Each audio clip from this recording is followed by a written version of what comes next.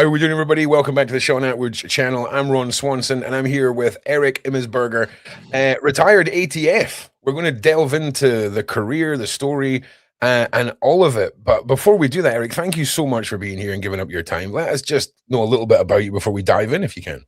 Ron, thank you. I'm honored to be on your show and honored to speak with you and your audience. And hopefully we'll have everybody on the edge of their seat for the next bit of time we have together. Hell yeah. So I was pretty much law enforcement my entire professional career.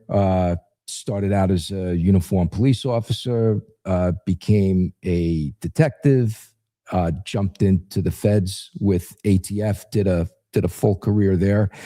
And I've been retired about 7.5 years. I run a speaking business. I own a furniture building business, run and herd on the house, the property, the kids, the dogs, all of that.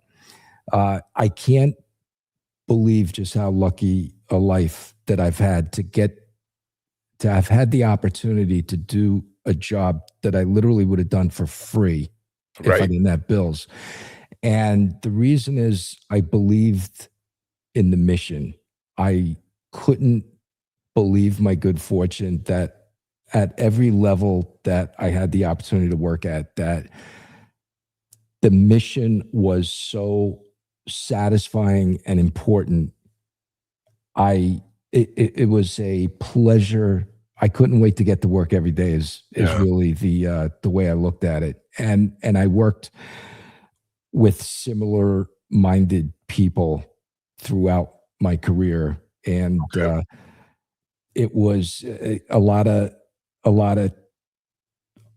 tragedies occurred, but a lot of fantastic, great times also. And we, especially with ATF, leading task forces, New York City, Kansas City, Long Island, a little stint on the Mexican border. We made a difference. There are a lot of people that work an entire career, no matter the industry. And when it comes time, they retire. Some people, and I've spoken to them, they have a nagging thought, if I tried a little bit harder, I could have done this. If I had just whatever the adjustment, I could have made a better difference. I could have done some. Sure. ATF agents and generally other federal agents and police officers in the United States, if you're out there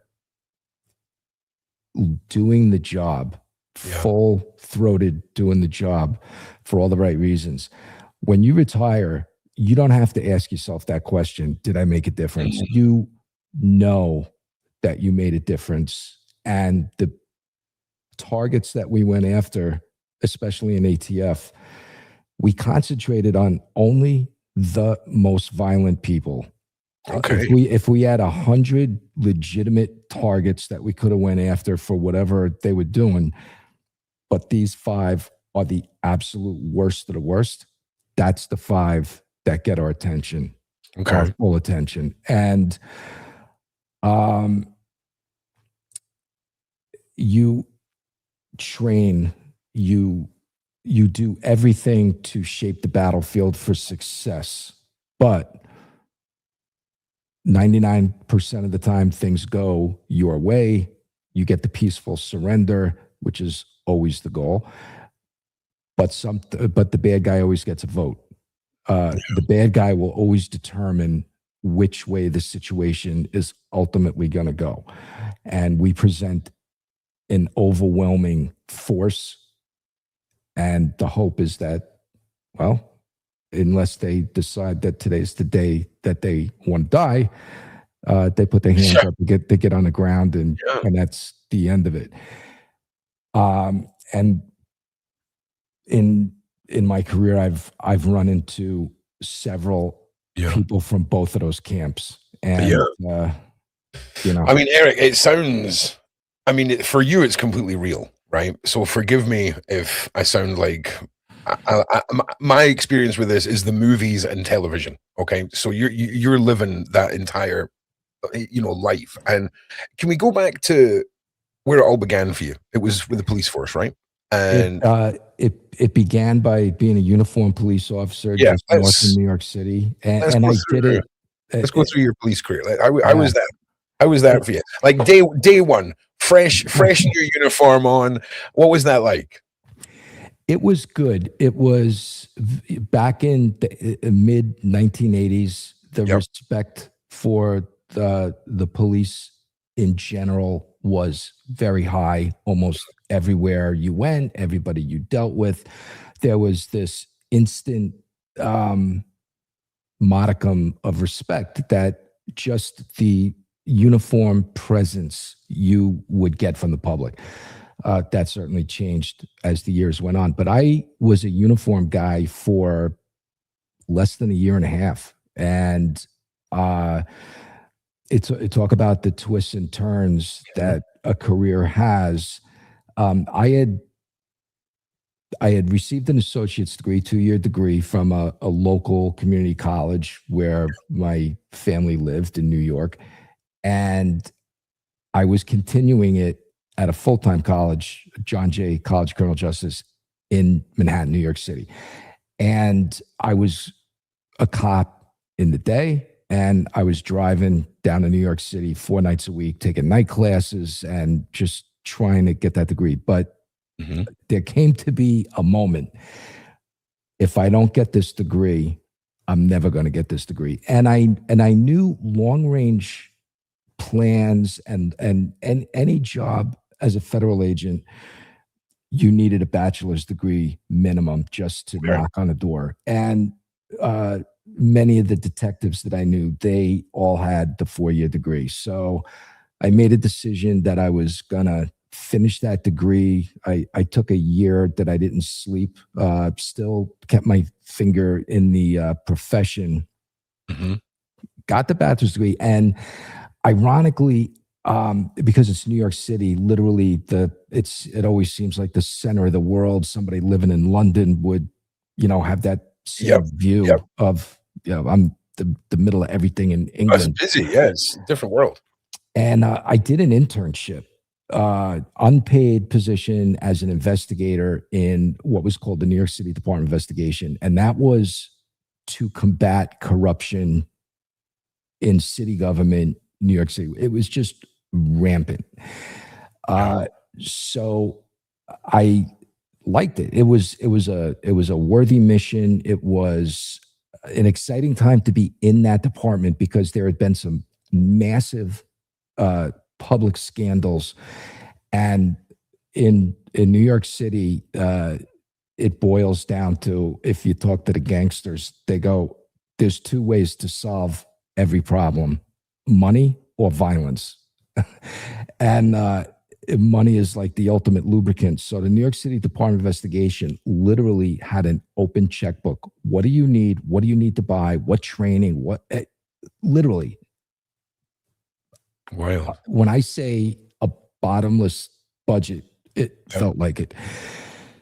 They had the cutting edge of everything. They were like whatever the federal government was running around with. They always had the cutting edge, which I later found out they do. And this local New York City thing had it too. So I get my bachelor's degree and I call my old boss at the Department of Investigation. I say, hey, I just got my degree. I'm off now to see what the next adventure. And he says, I have this is like a Friday. He goes, I have a desk waiting for you. Show up Monday and you're going to work for me. I'm like, okay, giddy up. Okay. So, and again, that was the golden age to be doing that job in that department, because if you were a go-getter and you wanted to grab for that brass ring and really address the problem, you could. You were limited by your imagination. And I always had good bosses. They were like, they wanted everything. It was never fast enough.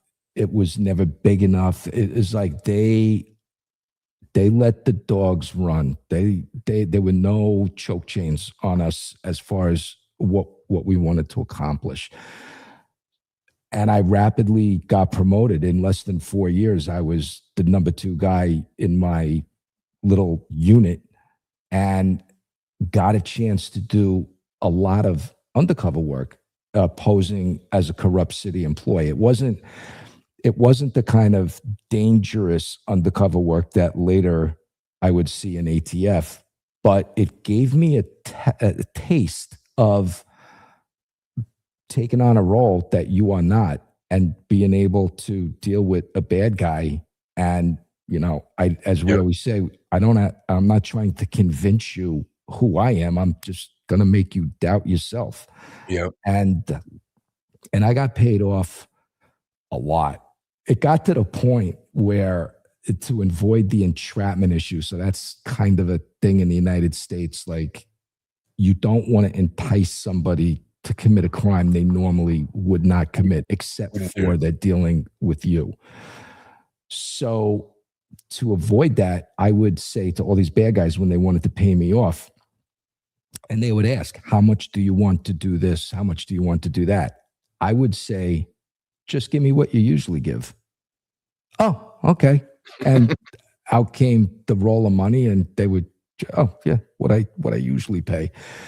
And so another guy in my unit, it was him and I that were running that case and doing all the undercovers. And finally, Central Command at DOI, Department of Investigation, they go, hey, we want to have a meeting about this case. We've been hearing about this case, all this evidence coming in, and you're bringing in a lot of money. So we sit down with these bosses, we're just like 2 guys running a case. And they go, how many bad guys do you have? Like, 10, 11 bad guys. We go, we've been paid off to date. 69 people have paid us off. And they're like, what? 69? How'd this case get so big? You should be down here. And I'm like, hey, this is what's going on. What do you want to do? You want us to keep going? Because I could probably get 269 in a few months. And they're no. We're going to, let's throw out the net, get everybody that you got, and, we'll call it a day. And they did.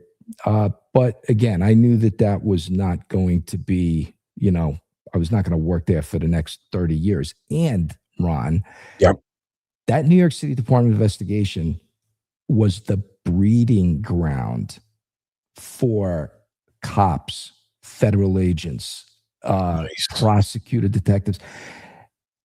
10 years after I left that department, and you're talking with other people, hey, where'd you start? I started at Department of Investigation. I started Department. Yeah, so did that guy over there, and this guy, and my boss, and like we all, like there was such a collection of people you would run into that all got their start in this one department. So I wound up doing a lot of joint stuff with the Brooklyn District Attorney's Office. So there's 5 counties, 5 boroughs that comprise New York City, Manhattan, which is, everybody knows Manhattan, Hollywood, Empire State Building, all of that. Brooklyn, just over the Brooklyn Bridge, is probably one of the biggest number generating boroughs for just violent crime. Probably it's a tie between the Bronx and Brooklyn for just before you get onto that, what do you think made the DOI different for it to be able to produce such a consistent high level of agent? Yeah, so I actually I'm glad you asked that question, Ron. I thought you might be, Eric. I thought you might be. And I'll tell you, it's the secret sauce for any unit, any department, any job, any corporate unit. You need to have value, the values of a organization. The values come from up top. These are our values. There needs to be standards, rigidly enforced standards. Because if the standards are not enforced, they're merely suggestions. When you mix values and rigidly enforced standards, when that sifts down to the units that are actually doing the work, those units have a culture, and that culture is created from those values and standards and excellent leadership. DOI at the time had the perfect, like the perfect recipe of all of those things in the correct proportions, and add to that, nobody was begging for a piece of gear, equipment. I need this, I need that, I got to work overtime. None of those concerns. So the things that made Department of Investigation the elite group at that time, it's the same things that make any other organization elite: values, standards, culture. And I found that throughout my career. When I left Department of Investigation, because I had been doing cases through the Brooklyn District Attorney's Office, they had a unit of 120 detectives, which is larger than probably 60-70% of the police departments in the United States. It was, and that was just one office that had that many. It was huge. So finally, I said, you know what? I'm going to knock on this door. You had to have been a police officer. You had to have been an investigator, and you had to have a bachelor's degree. Okay. I knocked on the door when I knew that they were, opening the books, as we say, to hire. And I got hired with about, probably at that time, 10 or 12 people that were hired at the same time for the detective position, Brooklyn DA's office, district attorney. And that, again, I jumped. Talk about like luck. I should say luck of the Irish, but the luck of being able to jump from one unbelievable situation into an even better situation. I quickly identified, all right, who were the rainmakers in this organization? What little unit was just on it? And it was the Special Investigation Unit. It's like everybody had heard of them. Everybody knew, oh, they're in those rooms over there. But nobody really knew what they did. Well, I knew what they did because I started working with them. They were working on the biggest, the most violent, the most impact-driven investigations that if you didn't have a need to know, you would have no idea what went on behind those doors. And I made that my goal. I want to get into that unit. So I did. I was the youngest detective that was that had been let in at the time. And I had an apartment 20-minute walk down the street from the office where we worked. So I'm like, I'm your guy. Christmas Eve, you need somebody to do something, I'm your guy. I will live in this. And I did. I mean, what up until this point, it's been an incredible journey up until this point. But seeing how everything's lined up and you've just taken each of these opportunities as they've been presented in front of you, ending up in this elite task force now, the youngest individual, I might add. Crazy enough, my high school yearbook quote, everybody gets a quote that they'll put in the yearbook. My quote was, the only weapon of advantage is an opportunity well taken. And it's literally almost like just a mantra, the way I looked at everything in life, not just the job, but everything, a thirst, a want. I couldn't wait to get up every day to do whatever I was going to do. And it never felt like I mean, when you're dealing with tragedies, then it does feel like a job, but otherwise, not so much. And because I was, bold of me to say in my own evaluation, a level of competence that I brought to the mission, it was equally parried by, I turned myself into a sponge, Ron. All these older detectives in the NYPD, the older detectives running the Special Investigations Unit. At that particular time, and this is the late 80s and all 90s, primarily they were all Italian and old school Italian. Like, they looked at things the way I looked at it. Like, this, I can't believe we're all here and we get to do this job. I'm not Italian, but I'm like, if you hang out with one, thing long enough, you just soak it in. Yep. So, and I would always be the guy with the older homicide investigators, detectives. I would say, hey, give me 5 minutes, just talk to me, tell me things I need to know. What do I, can I just watch you guys operate? Yep. Can I watch you when you're in, we call a room where you do interrogations, we call it the box. That's kind of a pretty, maybe American, but definitely a New York City term that we use. I'm like, can I just watch you guys through the one two-way mirror and watch how you get information? And that gave me a chance to see how masters of the craft got somebody to say something that they didn't want to say. And that's the essence of being, it separates a good investigator from a great investigator. The ability to get somebody to tell you something they don't want to tell you. And so, two things. I learned those foundational skills of speaking to anybody about anything at any time and being likable, being coachable, and just showing a thirst to do the job. The other benefit of hanging out with all these older Italian guys and gals, and I lived in a very Italian neighborhood in Brooklyn, so I was getting all of that influence. All of those things kind of went into the blender to create what would later be my undercover persona, Nicky from Brooklyn. That's what I called myself in all of these undercovers that I later wound up doing in ATF. And I didn't have to reinvent the wheel. I don't have to figure out how to act. It's like I was literally in an acting class my entire every day.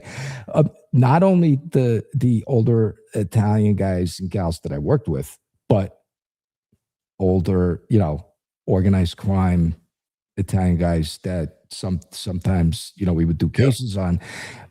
I always looked at the opportunity every single time I dealt with anybody. I'm like observing. Of course. Observing the craft. How do they act? How do they speak? How do they conduct themselves? And all of that, I rolled into, that's going to be my persona. Now, in New York City and Brooklyn, I can't pass off as I'm Italian. I just, I can't. But anywhere else in the country, that act flies every time. Right. Nice. Okay, yeah. And the other thing I learned is, and what was your name? Mickey from Brooklyn. Nicky, yeah, Nicky Nicky from Brooklyn. Man. Because nobody ever, none of these bad guys, especially the guys, nobody introduced himself as, I'm Joe Smith, first name, last name. Yeah. Everybody had a nickname, and that actually became apparent when somebody wanted to give you information, and they would give a nickname for the bad guy. I'm like, what's his name? I don't know. This is what everybody calls him. Fantastic. So I'm like, I'm not reinventing the wheel. I am going to just mirror years and years and years of living amongst, dealing with, investigating, and put it all together. And outside the New York City area, that's going to be my deal. And I was never, ever pressed. Are you what you say you are, Yeah. Okay. I could sit here and delve in to all of the academic side of this, right? Yeah. For Well, hours. we'll get into the But nuts and we bolts. got to give the people what they want, right? Yeah. So you're the youngest member on this elite team. Okay. Tell us about the first, and forgive my uneducated terminology, mission or operation where you really felt, holy shit, I am in a special team here. Like this is next level. Yeah. All of those things Every single day, Ron. came to bear Actually, every single day. There was one day in particular. So I'm in the SIU, Yep. and we were a super insular squad. Yep. When people needed stuff, everybody dropped everything. Your case heated up. We're gonna bend over back. That's the standard, Ron, that I always kept throughout my career. It's like the measure of you as an investigator. It's not how hard you work on your own stuff, because we demand that you do that, but how hard are you going to work on your buddy's case? How hard are you going to work on another unit that calls you for help? How hard are you going to work on their case? So I'm in the squad, and one of the guys, Joey Mal, again, everything is like nicknames. He's gotten himself a guy with a kilo of the white. Okay. Looking at my little list here. Yeah. Well done. 10 out of 10. And this is like just a street guy, and getting kilos again back in the 90s, that you could look in a garbage can and find kilos in New York City. I mean, it was like a wash in kilos. Like if you got a kilo arrest, and you're telling other people, we'll say, hey, that's a good hit. That's a good arrest. But there's 10 other guys in Brooklyn that got an arrest like that today too. But nonetheless, as Rickles would say, we all go to Joey Mal. What do you need? What do you got? What do you need? Where are we going to go with this thing? And he goes, well, he's telling me, where'd you get it? And he said, I got it from two uniformed cops that worked in Brooklyn in the 75th precinct. And if you've seen the Netflix documentary, The 7-5, that documents a corrupt group of uniformed cops out of that precinct, this was like a very short time after that scandal broke. Okay. So he said he got it from two cops, which we quite frankly don't want to believe that. But hey, that's what he says. Fine. Make a recorded phone call, get these cops on the line, and tell them, we gave him a script. Tell them you have another deal. Because what this guy was doing, this guy was like a stone embedded in major dealers in Brooklyn and throughout the city. He would find out where there were large amounts of money or drugs and money together. And he would give the information to these uniformed cops. They would then do whatever they had to do to relieve these bad guys of all of their money and drugs. Who are they going to complain to? And you would, and that's the common, who are they going to complain to? They're going to go to the police, say, I got robbed. My drugs and money. Nah, probably not. And I will tell you, there were a few times that actually did happen. We did have a lawyer approach us and say, I have a client. He got robbed of a large amount of money and narcotics, and he's willing to give up what happened because he's scared now. Okay. So we dealt with a few of those kind of cases too. But anyway, back to this, the script we give this guy is we say, well, tell these cops that you have access to an apartment. There's a safe. Here's how you get into the safe. And there's always pounds of the white and money. Okay. So this guy calls into the precinct, 7-5 precinct, so, and he asks for one of the two cops. Oh, he's right here. Hold on. And he gets on the phone and says, hey, I got another job. Oh, good. Well, we're doing a day tour tomorrow, so it's got to be after that. We'll hook up with you. Just give us the information. It was like they were talking about getting tickets to the baseball game. Yep. Wow. So we had a apartment building that we covertly, basically, it was our building, and all the anybody walking past it, it's just another one of 100 buildings on a block, except it was our building, and we had everything wired up, video, audio. We had a camera hidden inside the safe that when you opened the doors of the safe, you were the 8x10 video. And we put 2 fake kilos of the white. Yep. We put 50,000 in US American dollars. Boom. And these guys, how they didn't see the 50 of us all over the street watching this, they went in the building in full uniform, right into the apartment, right into the safe, took the fake white out, took the 50,000. They gave the 2 kilos of white back to the guy that was cooperating with us, and they told him, sell it, and then we'll whack that money up. And then they whacked up a portion of the 50,000. Wow. And it was like, okay, that actually did just happen. Can't deny reality. Another great line. I mean, the uniforms didn't help. You know what I'm saying? Yeah. These were young cops. These weren't guys on for 20 years. These were young guys. These were guys that basically were criminals that became cops. Perfect their craft. Oh, for sure. So we set up a deal number 2 now, because now they, would tell us when the next deal. Okay, good. So we give this guy a script and we say, somebody now, another drug guy that's moving money from A to B, a courier.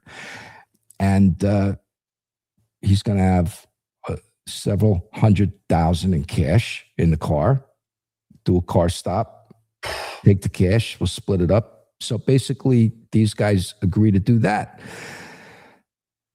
They're going to do a car stop, take several $100,000 in cash, and send the guy. Basically, they've conducted an armed robbery in view of everybody driving by and walking by, and nobody would know what just happened. Again, who's that guy going to complain to? Right. And if he did complain, who's going to believe him? Mm-hmm. So the game day comes that we're going to do that operation. Yep. Myself and another detective, we have our cooperator, and we bring him to a hotel room, and he stays with us overnight. You're not making any phone calls. You're not going anywhere. We're going to control you. Bring this guy back to the office in the morning. Now, the day that we're going to do this is Martin Luther King Day, 1996, January 1996. It's a federal holiday. It's a state holiday, city holiday. It's like, no, the schools, everything is closed. Government, the stock exchange, everything's closed.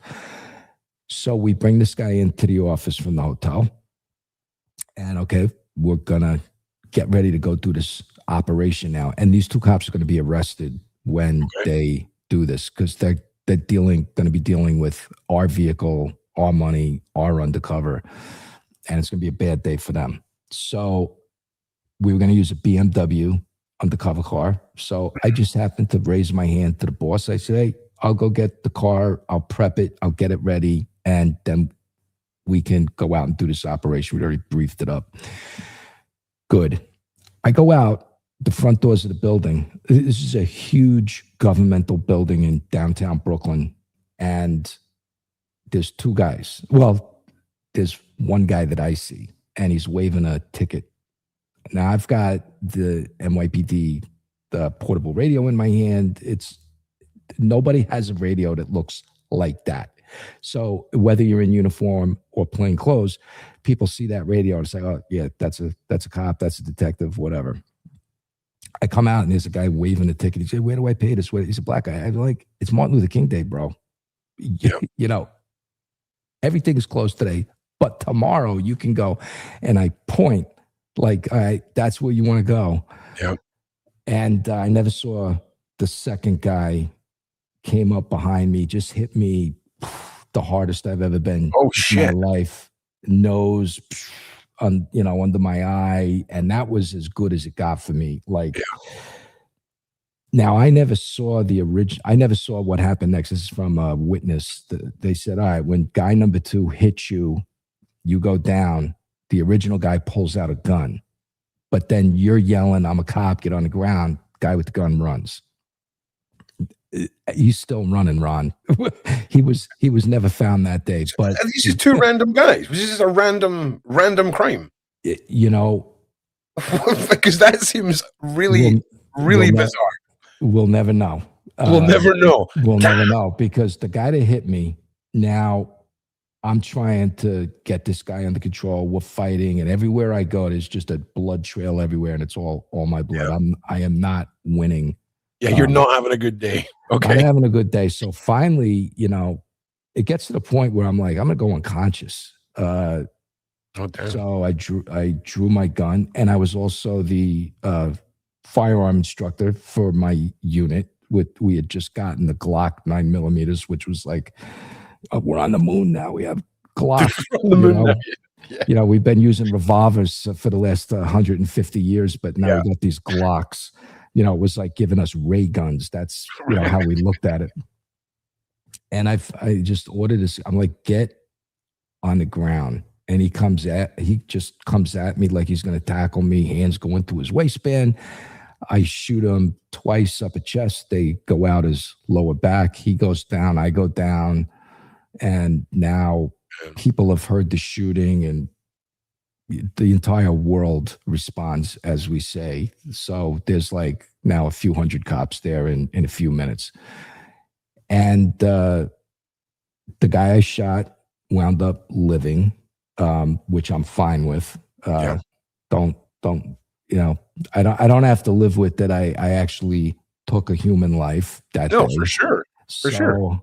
Yeah, so I go to the hospital. I get the first of a few surgeries. I'm out of work for about 16 months, getting put back together. I told the first surgery team, I want to look like Travolta. When you get done with this, I want Saturday Night Fever, and they're like, yeah, that's. And what did they hit you with? Did they pistol whip you? What did they hit you with? He hit me with his fist, but it felt like a brick or a bat. I mean, and plus, it was a meth fist, is what that sounded like. It was the surprise perfect shot. Like, like every 100 punches you make in training, you get that one perfect. That's what that guy threw. Like, he threw his one perfect punch, and it was his moment. That was his moment.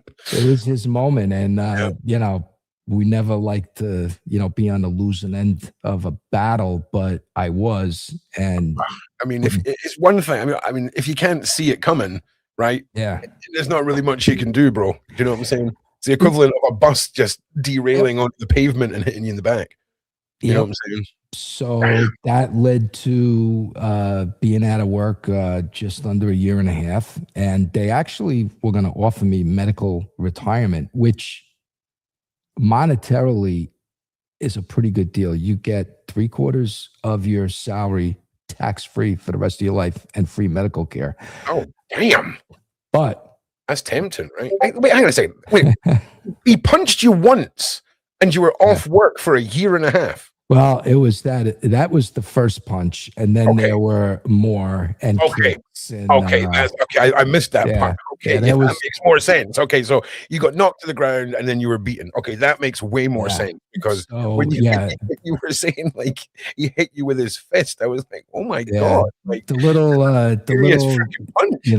MMA UFC fight probably went for a solid 60 seconds, which when you're fighting for your life, that's an eternity. Oh, bro, I get it. I'm with you. Yeah, that makes a lot more sense there. So, so you were lucky to be alive. Like you were lucky to be alive. I was lucky to not have been knocked unconscious, because when this guy recovered from all his surgery, he lost his spleen, a kidney, a chunk of liver, a good section of his intestines. He gets interviewed, and why why did you do this? And the story like went all over the place from, so I obviously I wasn't in the room talking to him, but other guys, they'd come back and dribble the story out to me. He just wanted to kill a cop that day. He just randomly attacked somebody. He was a paranoid, schizophrenic, Okay. hard white Yeah. addict. And he had just been released, I think, 30 days from a mental hold. Yeah. Yeah, it was just, it was, Ron, it's weird to say it, but I'm glad it was me and not any one of the 100 other people that could have walked out the door that were not armed, not cops, no training, that they would have had a worse day than I had. Like it might have been their last day. So, that's kind of crazy. But I mean, do you ever look back and look at the chain of events that have to be linked to create an event? If you remove one of those links, you know what I'm saying? If somebody if that BMW was already prepped, do you know what I'm saying? Like it's mind blowing. You know what I'm saying? Especially if the best that they can come up with was crazy guy. I mean, that's wild, bro. I treated it as just one more adventure that befell me. I was still able to physically, after all the surgeries, do everything. And actually, so to give you a little bit of the in, after my third surgery, the first surgeon that said, the guy I said, hey, I want to look like Travolta. He says, listen, tonight's operation is just try to put everything in your face somewhat back where it's supposed to be. Then we're going to do another operation to really fix the damage. And then I need another third operation. I had something torn in my hand during a fight. He says to me, listen, because I had brought all the paper. I'm like, I need you to sign off on this that I am, I can go back to full duty. And he said, well, I'll sign it, but you need yet another operation to really fix the breathing problem. Okay. And I said, listen, I've had 2 face surgeries. I'm just going to have to learn to live with that problem. So when I'm driving the family or whoever, it sounds like I'm sleeping. I'm not sleeping. I mean, I'm awake and I'm driving, but to the passenger, it's like Rip Van Winkle over here. Sounds like he's, in, sleepy land. Right. I'll live with that. Ron, the pain from facial reconstruction that's, I don't know what childbirth is like, but that hurt a lot. Yeah. And then they give you, back in those days, they give you all of these horse pills, and I took them for a day or two just to get to sleep. And I'm like, I was a zombie. If I keep taking this stuff, I'm going to be an addict because this is like back then, 1996, they didn't know what they know now about for sure. Opioid addiction and all that. So I decided after a day or two that I'm not taking anything. I'll take the beating. I know I'm going to get better at some point. This is going to, take care of itself. And I didn't even take an aspirin, nothing. I just said, look, I hurt a little bit and that's it. Yeah, your face looks great. I mean, if you hadn't said that your face had been basically beaten off, we wouldn't. That does not sound right. But you know what I'm saying? Like it looks great. I mean, everyone in the side chat says the same thing, man. So one of the surgeons, bro. One of the things I'll throw out to the general listeners is the other thing the surgeon said. He goes, I was 33 years old when this happened, and I'm going to be 63 in a few weeks. He said, another reason that you're alive, aside from your just concrete will to live, right? You're in exceptional physical condition. not like an Olympic weightlifter No, no, condition, but endurance, sure, fitness. And I kept at that to this day. Like sure. I had a full morning craziness in the neighborhood. And I just feel like I don't feel right if I do not do something every single day. Yeah. You know, hey, bad guys train, good Mhm. guys need to train. And, Oh, you yeah. know, my wife's 9 years younger than me. So I gotta try to keep keep at the level that she's like, oh, you almost seem like my age. Well, listen, like, again, it's crazy to think that we're at a stage in your career, right, where you've been off medical for a year, right? You've Yep. had all this surgery. You're now ready to go back. Okay. Was there any, were you the same man? Was there any like a readjustment period? Do you know what I'm saying? What did it feel like? Now, now you know, I always believed the best virtue is humility. Mhm, And I had always conduct myself that way. I had been raised pretty strict in that regard of respect and humility and mhm, self-reliance. And, you know, nobody is gonna take care of your problem. mhm. You take care of whatever you need to take care of, you do it. Nobody else is going to do it for you. So I looked at it like, all right, fork in the road. I could be like a sad sack and woe is me. You know, I can't believe this happened. But I took the other route, the other fork. I said, look, it happened. I'm driving on, and I'm even more motivated and more disciplined to be all I can be. I Yeah. am not letting this get in the way. And Ron, when they brought up, hey, we're willing to medically retire you, and quite frankly, we can do it whether you want it or not. Yep, yep. I say, I've been living in this unit. Like I have, I have put Yeah. like every yeah. Hey, I don't want to say I'm the rainmaker, but it's raining everywhere I go, and Mhm. everybody is awash in good cases, statistics, whatever. I don't want to get medically retired, and I'm begging you, don't do it Yeah. because I want to be an ATF agent Hell yeah. someday. Hell yeah. So I'm basically telling my bosses, don't medically retire me because I want to leave where I am and go to another agency. But Yeah. but they, much like others, when I said I want to be an ATF agent, they were like, "Sure, you do, kid. You and about 20,000 other people want those, you know, Mhm. 20 Oh, jobs." for sure. And I was like, "I will not be deterred." I always tell my kids this, Ron. You got to be the dripping water on a rock, constant pressure, Mhm. 24 hours a day. The dripping water on a rock will cut a hole through that rock. That's how the Grand Canyon got made. But I didn't have like 10 million years to get to Yep, yep. ATF, but I wasn't going to be deterred. Uh, and Yeah, I you're not just, gonna let someone like your face being ripped off stop you, Eric, okay? no, That's just a step in the path. I You was know just what I'm like, you saying? know what? One more fun little anecdote I'll have to tell somebody over a Uh-huh, beer someday. And, uh-huh. you know, that's the way I looked at it. I'm like, this is not stopping me. Look, what happened was not good,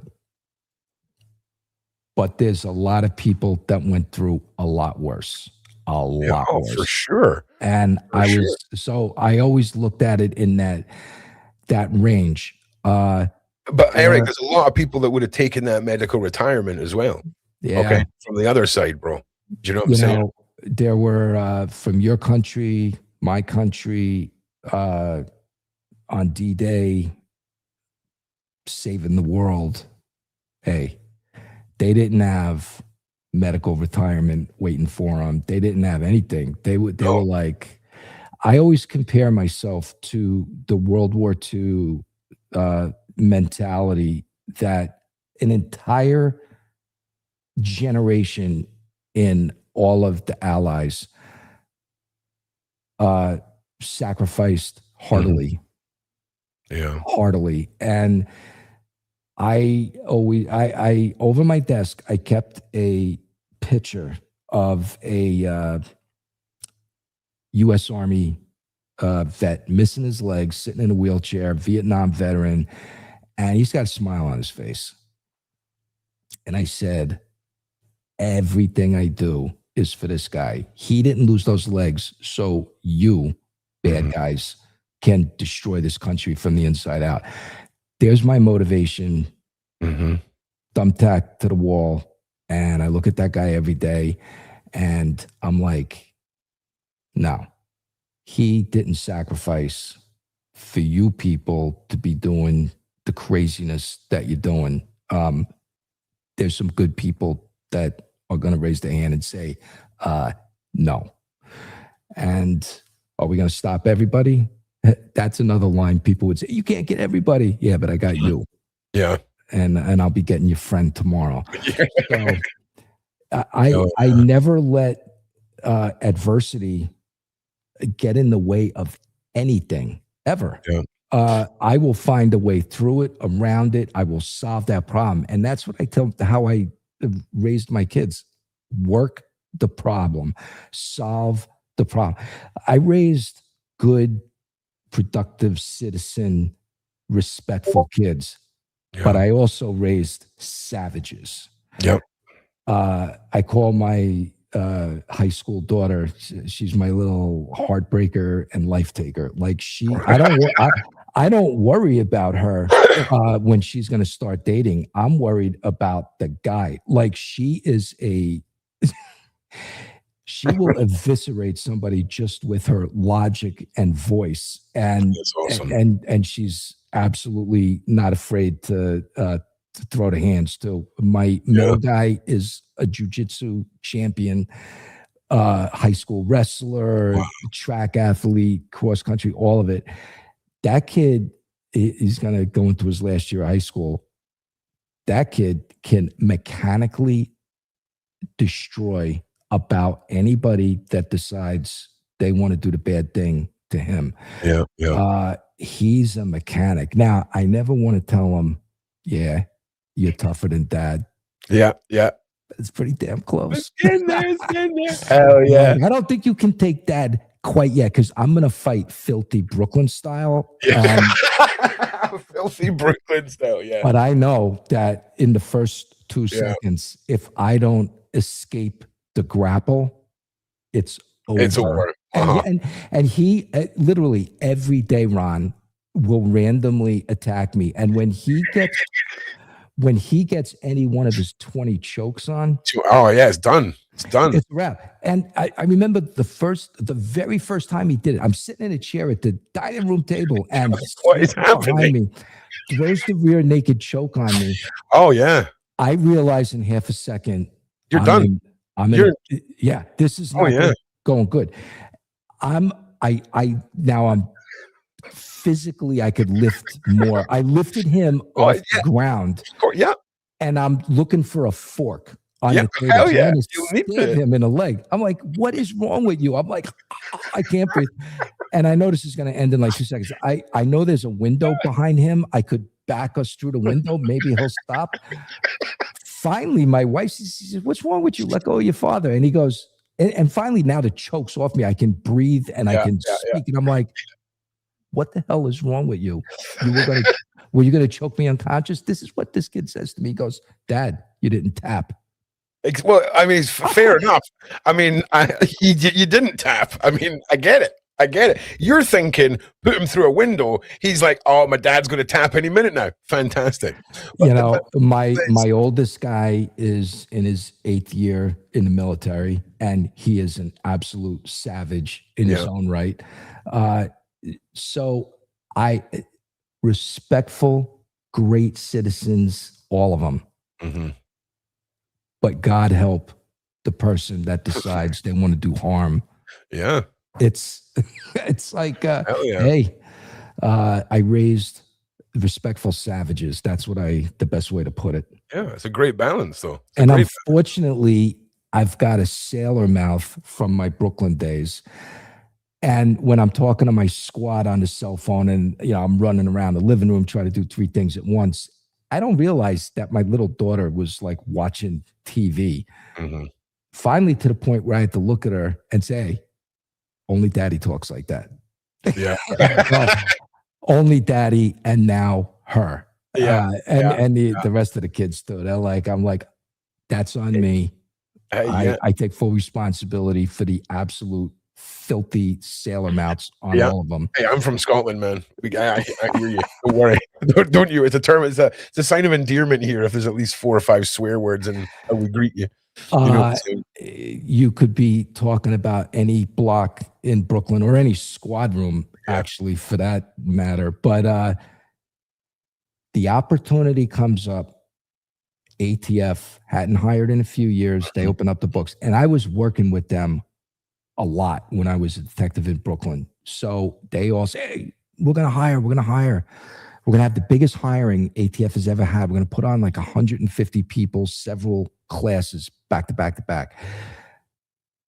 So I throw my hat in the ring there, and I'm like, all right, let's go. And the first thing is you got to know how to follow directions, like 5,000 directions. They'll say, oh, you didn't follow that direction. You're done. See you next year. Shit. Do the directions. And that's just to be graded. You meet the standards. And then they invite you to take a written test that probably 2/3 of the people fail. Nobody knows what the passing number is, but I pass it. They're like, oh my God, they're like, my friends are calling, you're El Professore. You passed that test. It's the ultimate eliminator. We've had guys 5 times take that test. They can't get through it. I get through the test. Nobody gets hired. I take the test again, like a year later, pass it again. And I get to the interview stage and they go, well, we want to re-interview everybody because we didn't feel we could ask enough questions. So everybody gets re-interviewed and I finally get the off. This is what they say. They say, you'll know you got the job if there's a FedEx envelope leaning against your door. Yeah. You're in. If you get a legal size envelope, right. Thanks, but apply again in a year. I drive home. I'm in my unmarked car, and the FedEx is leaning against my front door. Now, I had just had my oldest son. He was like 5 weeks. Well, he hadn't even been born yet when the FedEx is leaning against the door. Yeah.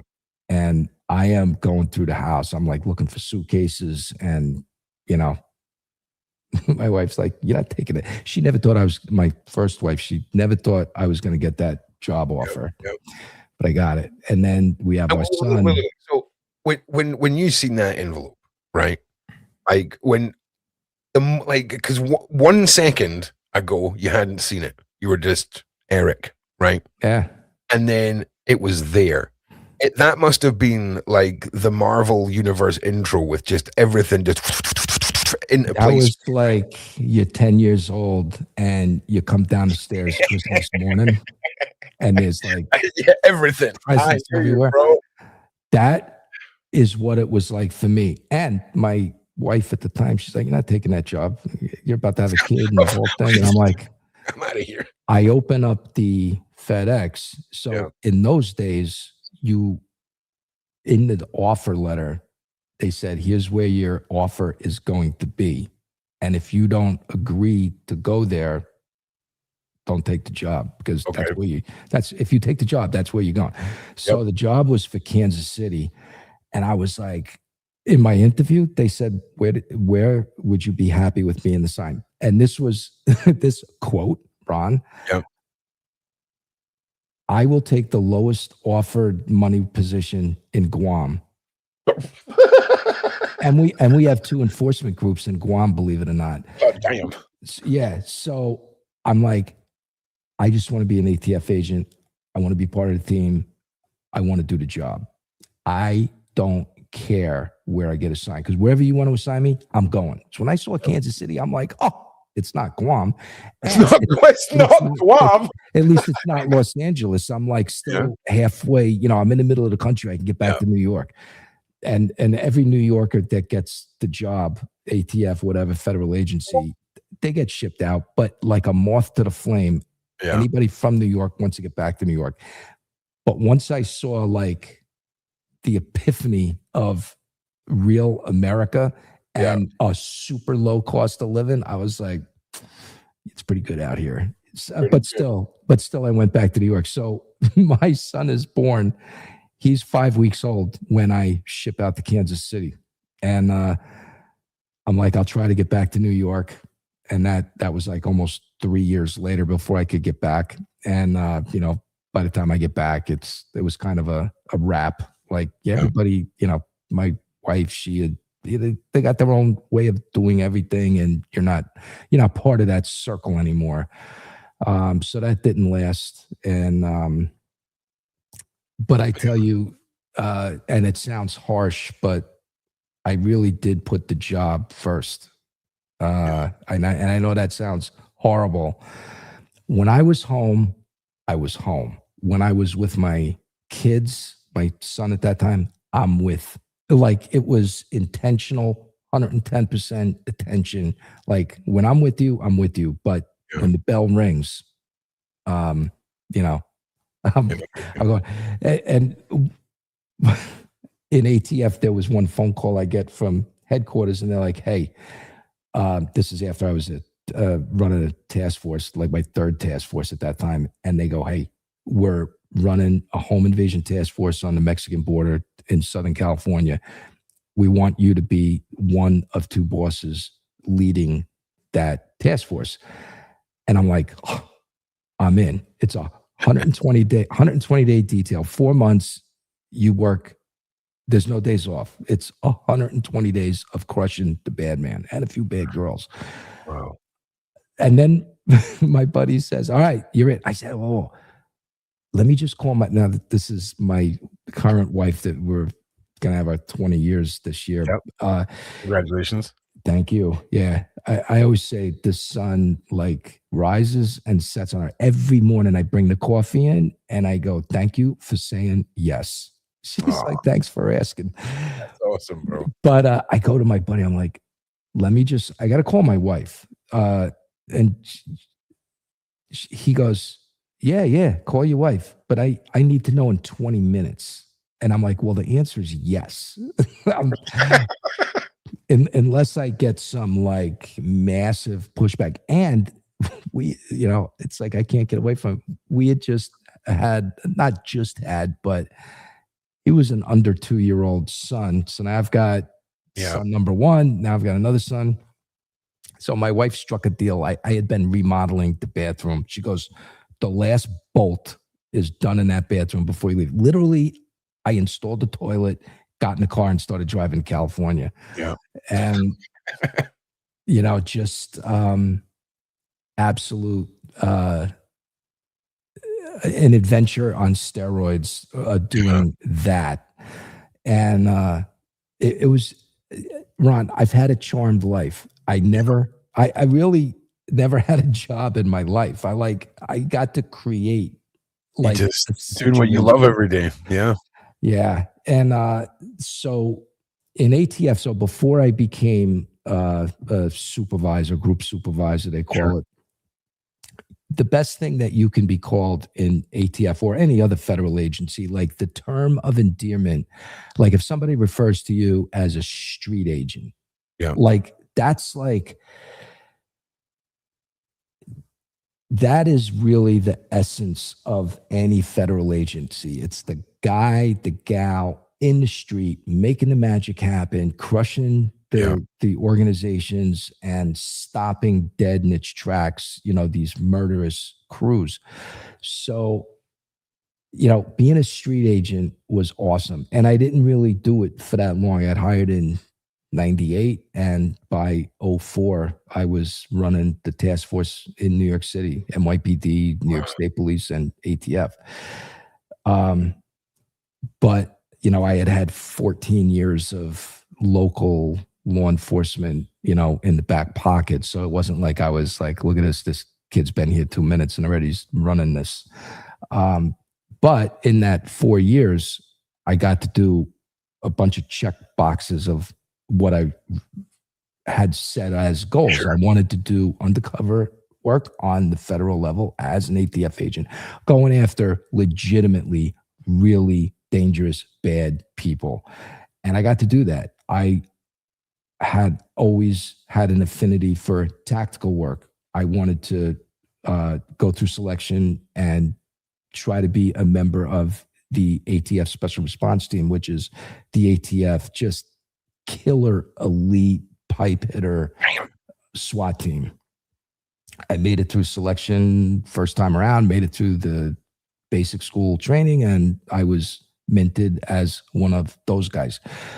So I got to do that. Now in ATF, when you get promoted to the supervision level, you can no longer be a member of the special response. And there's not enough hours in the day to do everything. So I had to hang up the helmet for that assignment, but I got to do it. And it was awesome. Like nirvana. Yeah, it really was. Yeah. So it was actually like just shy of 6 years as a street agent before I got promoted. Yeah, but trying to think some awesome. I've got a question for you. Before we started the show, we were talking about the cigarettes and tobacco, right? Yeah. And in Scotland, there's the well-known baccy guys, right? Which are the guys that sell the pouches of tobacco and things like this. You know what I'm saying? It's quite I don't think people really understand the magnitude, right, of the money involved in the illegal cigarette and tobacco world, right? And can you just kind of put it into perspective for us? I'll put it into perspective. Okay. There were Middle Eastern terrorist organizations that were receiving funding by the massive amount of cash that their Confederates were raising in the United States through the illegal trafficking of tobacco. So this is why the problem exists. And it's just, how are you going to dial this out? Al Capone came to power during Prohibition. You outlaw beer, somebody's going to make it. You outlaw anything with alcohol, somebody's going to import it. They're going to make it. There's always a market. If you outlaw something,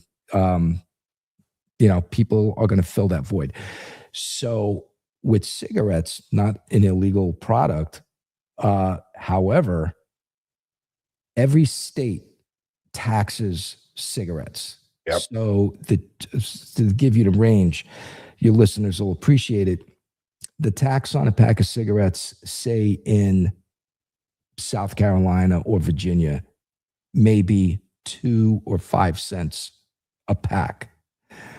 The tax in New York at that time was like $7 a pack. Like $7 of every pack of cigarettes was tax going to the state of New York or the state of whatever.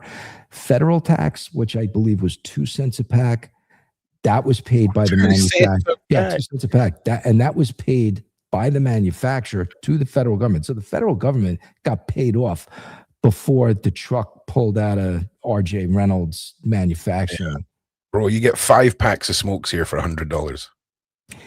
I'll put it to you this way. So what we call like a U-Haul straight truck, so not an 18-wheeler, but a dual axle rear wheel, maybe 15, 20-foot box truck, like something you would use to move your house. If you put that pretty much filled with cigarettes, that's about $1 million of evaded taxes. Wow. And there were people, the organizations, crews, you name it, people were involved in that because you could, so just for example, say you want to buy a pack of cigarettes in Brooklyn, $12 a pack, $7 of that is tax, roughly.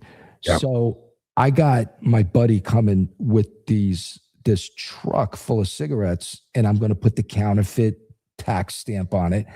And now I'm going to be the most popular cigarette sales guy in New York City because I'm going to sell them for $8 a pack. Yep. I'm paying my buddy $4 or $5 a pack, but every pack I'm evading The tax. all of those taxes. And it's so back in those days, like nobody had used credit card for anything. It was like you go into cash for everything. And cash, yeah. And there were people, not everybody got grabbed around. There's people living the high life on illegal cigarette trafficking that they did in the 90s, you know? So ATF got involved in that, not in a vacuum to go after people that are merely looking to make money because of traffic cigarettes, and they're not funding a terrorist organization. Yep. They're not funding a narcotics organization. They just want to fund a lifestyle. They want to buy a Corvette. They want a pool. Mm-hmm. Those people were not in our targets. Yeah. What we were targeting are violent organizations that were using the money from a seemingly no real penalty to fund their purchase of, white, brown, go fast, whatever, green. Yep. By the way, in the United States, there's more violence associated with the green than every other drug put together. Yep. Why is that? In that it personal use amounts, it's no longer a criminal offense in a lot of states in the United States. Because of the sub-industry created of robbery crews, why pay for 10 pounds when I can steal your 10 pounds and all your money and kill your family in the process? It created an entire cottage industry of armed robbery crews, home invasion crews.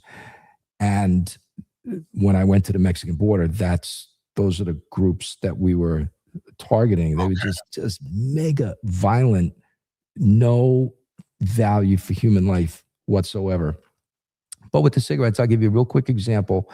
So when I was running the Long Island group for ATF, we had some undercovers from Virginia come up, and they were dealing with a target up in New York, and they were trading cigarettes for brown. Wow. Yeah. Straight up trade cigarettes for that. That's wild. Because I mean, obviously, it's the what's heavier, the pound of gold or pound of feathers. It's still a pound, right? You're still getting equal value, so to say, or weight, right? And with the cigarette, but you just think everybody's making money on that, right? I remember. So these bad guys, these guys make me laugh to this day. Right? They tell the two undercover ATF agents, "Hey, where's the best steakhouse on Long Island? That's where we want to meet you. That's where we want to eat. And that's where we're going to do the deal of that night." Well, I just happened to have a favorite steak place. And I'm like, Teller's in Islip, Long Island, Montauk Highway. By the way, it's still the best steakhouse in Long Island. That's where we're going to have the meeting. And the meeting happened. The dinner happened. And they traded cigarettes for half a kilo of brown in the parking lot behind this tier 1 steakhouse. Wow.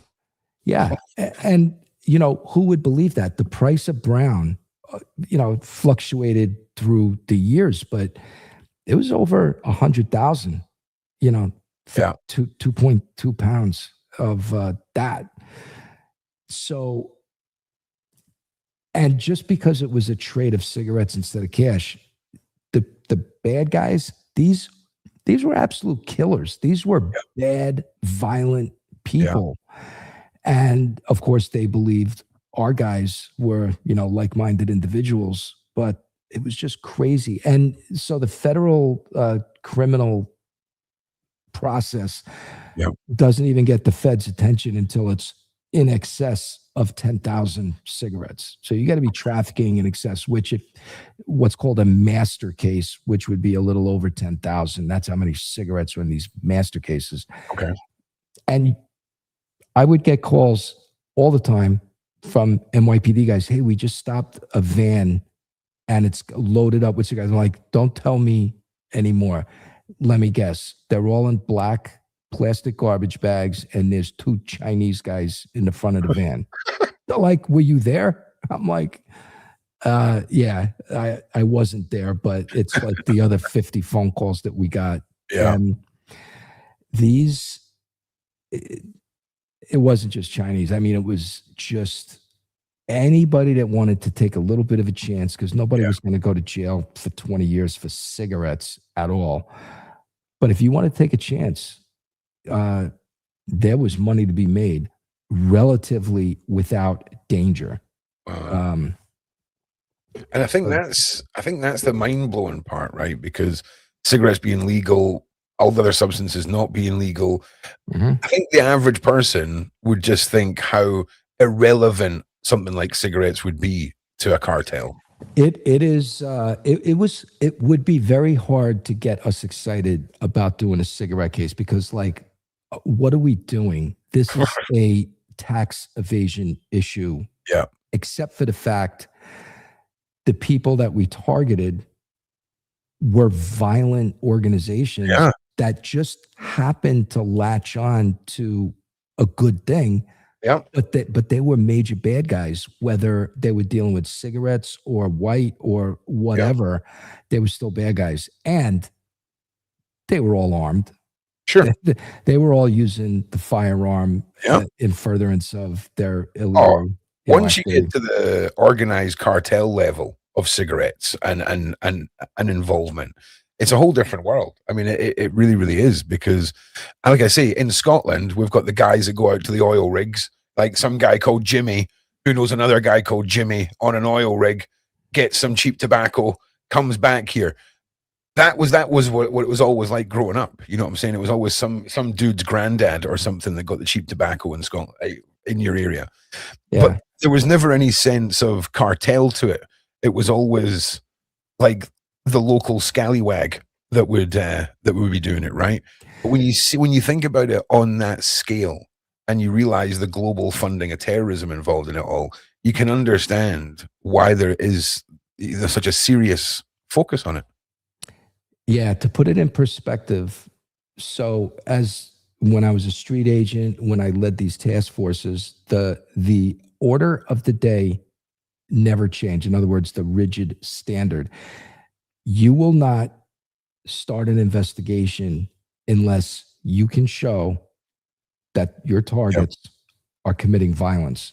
If they're not involved in violence, doesn't mean they're not a legitimate target. But you're going to pass that information on to the next group, to the police department, to anybody else.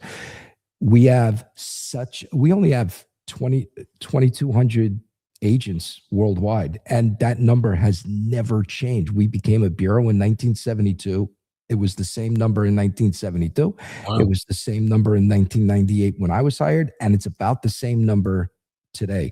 So we have limited resources as far as people. Sure. The federal prosecutors, limited number of prosecutors. So everybody is competing for the time and attention to get your investigation on the grid for federal prosecution.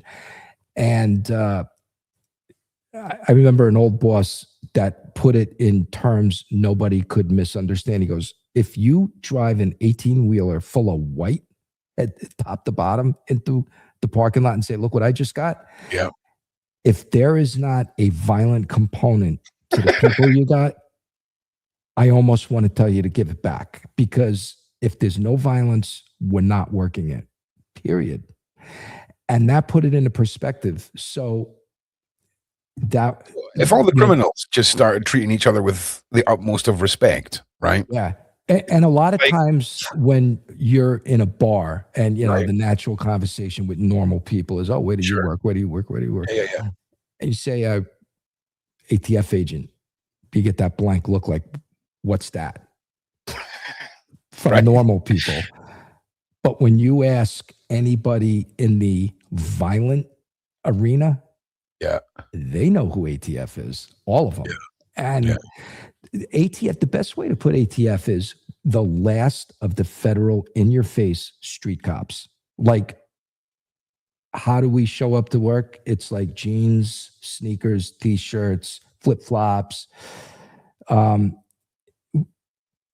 We were not easily, there's a Fed, there's law enforcement. Like, we prided ourselves on the ability to, without attention, move and groove into the circles that we needed to operate. And I'll give you an example. So, a great story for your listeners.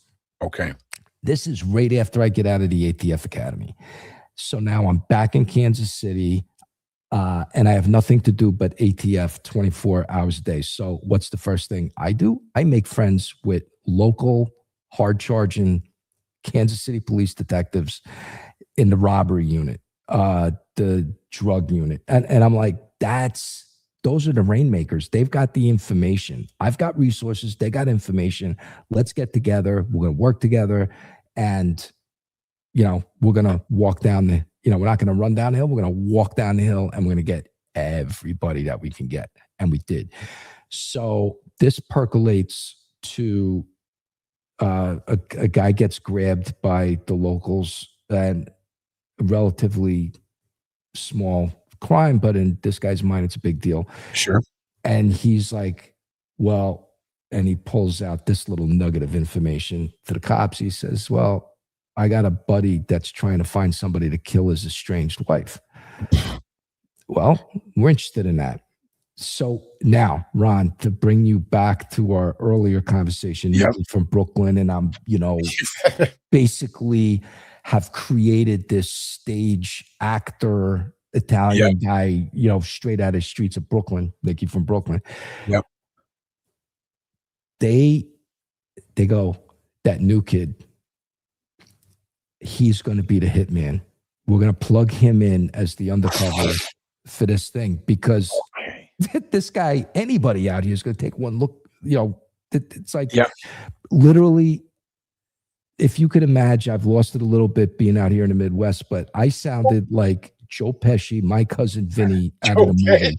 That is exactly what I tried to, let every bad guy see. For sure. Show you everything and tell you nothing. And I get hooked up. So I get a phone number. I have a conversation with this guy looking to have this done. Boom. I set up a meeting for like a McDonald's parking lot. He meets me, and in the space of, hey, get in my truck, that guy's like, oh, of course you are. Who you say you are? Who else talks like that out here? Nobody. I couldn't do that stage act in Brooklyn, but no, for sure. Oh yeah, outside of Brooklyn. Yeah, for sure. It's like as soon as I leave Edinburgh or I talk to somebody who's not from Scotland, it's like they're watching Braveheart or something like that. Do you know what I'm saying? It's really not that strong an accent. Do you know what I mean? So, but I get what you mean, man. And it's, man, I would have loved to have been a fly on the wall. Right? Oh my God. And the seduction was complete. So on these murder for hire investigations, ATF really kind of cornered the market on how to do them. And it got refined over the years of undercover work. And really, and this is serious. Okay. We don't want to make somebody a criminal. We want to investigate somebody that is a criminal. Okay. Meaning somebody says to their buddy in a bar, God, I wish I could find somebody to just whack my wife. It's like, I can't take this broad anymore. And then a guy like me gets called, and now I'm going to meet this guy. I want to dial out instantly, and not just me, but any, and it's not just ATF that does it. So FBI does these, local police detectives do these investigations. It's not curing cancer. It's you have to evaluate it correctly, because we want to dial out the emotion. you're saying that you want somebody killed right now, but are you Yeah. going to wake up tomorrow morning and say, oh my God, what did I say to that Sure. guy? I Sure. don't want that. So we want to dial out somebody that is emotionally Yeah. driven in the moment. And the other thing that we do, I give the bad guy a lot of opportunities to back out. Stop having this conversation with me. Do you really want to do this? Like I'm almost telling them, Yeah. it's not a good idea. Like the good idea fairy came in your room this morning and The good idea fairy. Yeah. The good idea fairy's been the downfall of a lot of people. That's like the second shot of absinthe. That's usually when that fairy turns up, bro. Yeah. God. Yeah. The good idea fairy usually comes into the room or car after like the fourth or fifth beer. And, hey, wouldn't it be a good idea if we did this? Oh, yeah. Not I know it well. idea. I know it well. Goddamn rascal. So, yeah. Ron, we should hang out in a pub, as you say, over there. I'm going to come over just to have a few beers with you. I would love that, bro. So I got this guy in the car, and I am evaluating, is he emotionally, he's emotionally driven, but he has got one compass heading, and that's like, kill this woman. And I give him multiple opportunities this is crazy talk. I even said to him, if I killed every woman that gave me agita or a hard time, there'd be bodies from here to LA. You could think it, but we don't do it. How many of these for hire cases have you done before that? And how many wives? Was this your first wife? So that was the first one where I was actually the undercover. Okay. And then I subsequently was involved in a few more sure. As case agent kind of thing. This was your first one. So because by the sounds of it, you were looking for every possible angle to free this man from his own doing. Absolutely. Right? Yeah. And he wouldn't let me finish sentences, which that kind of tells you, what's the mindset. You're taking the mental temperature of your bad guy. And when I said that whole, hey, if I, every woman, bodies from he stopped me, like wouldn't let me finish that sentence. And he's like, I want her dead. Okay. All right. This guy is very serious. So then he comes out with this little nugget. Well, first I'm like, all right, what is he willing to do? And we call those overt acts. Like, just talk in and of itself is just talk. Right. But if you start introducing, you've done things to further this plot, overt acts. And so I ask him, I'm like, I need a picture of your wife. He pulls one out of his pocket. He's already he's ready. He's like, and then tells me, oh, her hair's a little bit different now. And I'm like, God. And then I say, I'm going to need a floor plan to the apartment. Do you have a key you can give me? No, she didn't give me a key. I don't have a key. Okay, fine. And then he says, we're in McDonald's parking lots, nighttime. And he goes, that's her building, like several blocks down the street. It's a big loft, pre-war building. Like, I've been in this place. The apartment's awesome. I'd like to live there. And he goes, let's go for a ride. I'll show you everything. So I'm driving.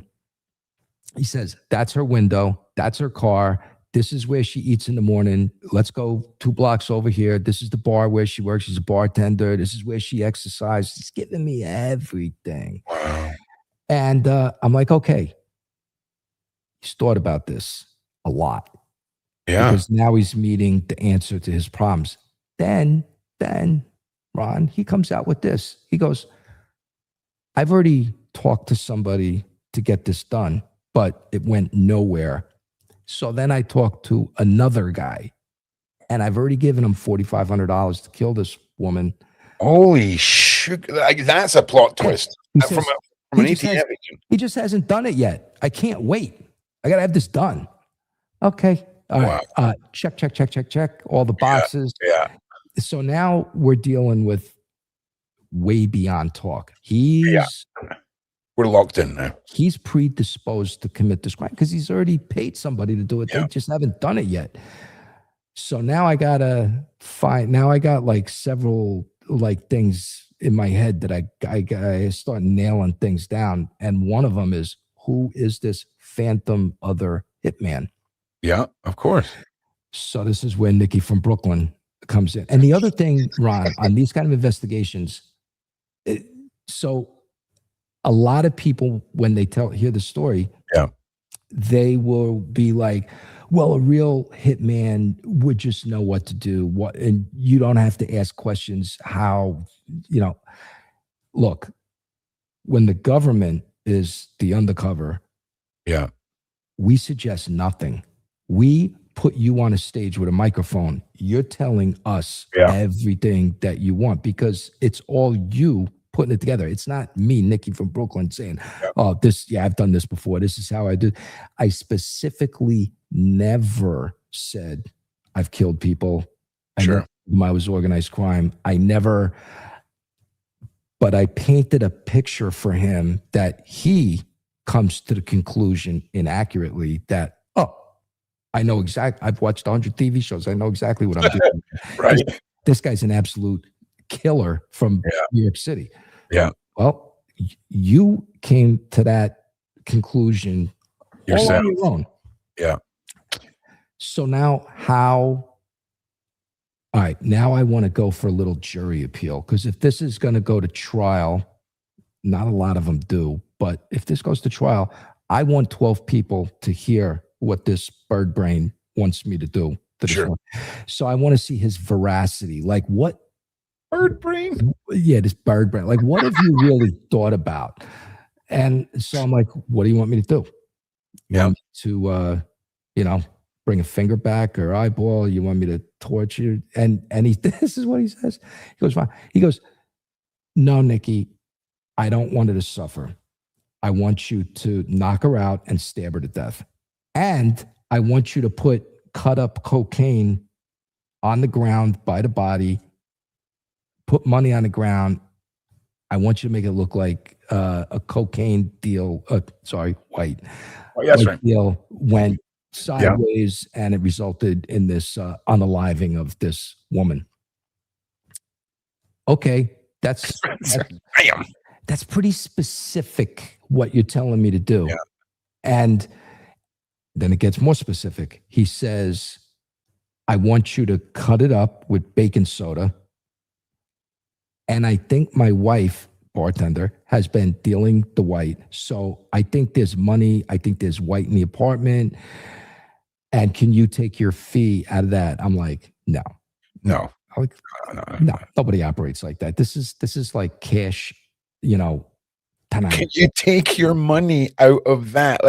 But I tell this guy, I'm like, listen, I'll because he tells me it's in this potted plant in this part of the living room, and you can. So I'm like, look, I'll take all that stuff and I'll give you half of whatever I find. Okay, that sounds reasonable, but it's not the fee. You're going to pay me the fee. Yeah.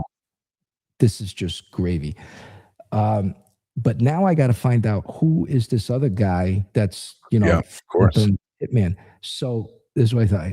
I'm like, hey, his name was John, the bad guy.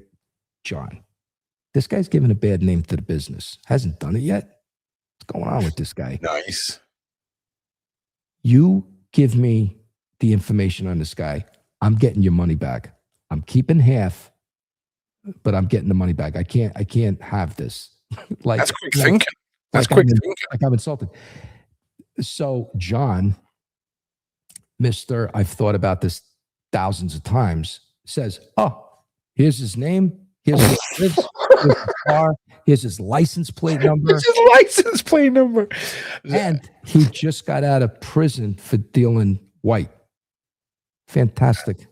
This is great. This is like 2 for the price of 1. Yeah. And so now I'm starting to put together the plan because I have now this other guy. So it's not like I can stretch this out another day, 2, 3, 4 days. This has to happen now. So I tell this guy, bad guy, John, I'm doing it tomorrow morning. And I kind of like, I'm just wondering how am I going to get into this building, and I know what you want me to do. And he go, oh, I've already figured this out. Of course you have, John. Cheers, mate. Yeah, cheers, mate. Ron, I'm shamelessly stealing that statement. It's bro. I'm taking bird brain. There's a whole bunch of things you said tonight that I'm taking back to camp with me. It's too good. Take it. I've heard it a million times from a million other people. Oh yeah. But this guy was almost, if you think about it, was the father of social engineering, because this is back in 1999. So this is what he tells me. He goes, I've already thought of this. The office doesn't open until 9 o'clock, the rental office in the building. Yeah. The maintenance guy, his name is Bernie. He doesn't get in till 9 o'clock. You get there at 8 o'clock, ring any bell. And this is what you're going to say. There's a leak in an apartment. Bernie sent me over to figure this out. Oh, it's not 2 in the morning. It's 8 in the morning. And he's using the name of the maintenance guy that we know. Yep. Of course, they're going to buzz you into the building. Yep. And he goes, and you're going to go to my wife's apartment door.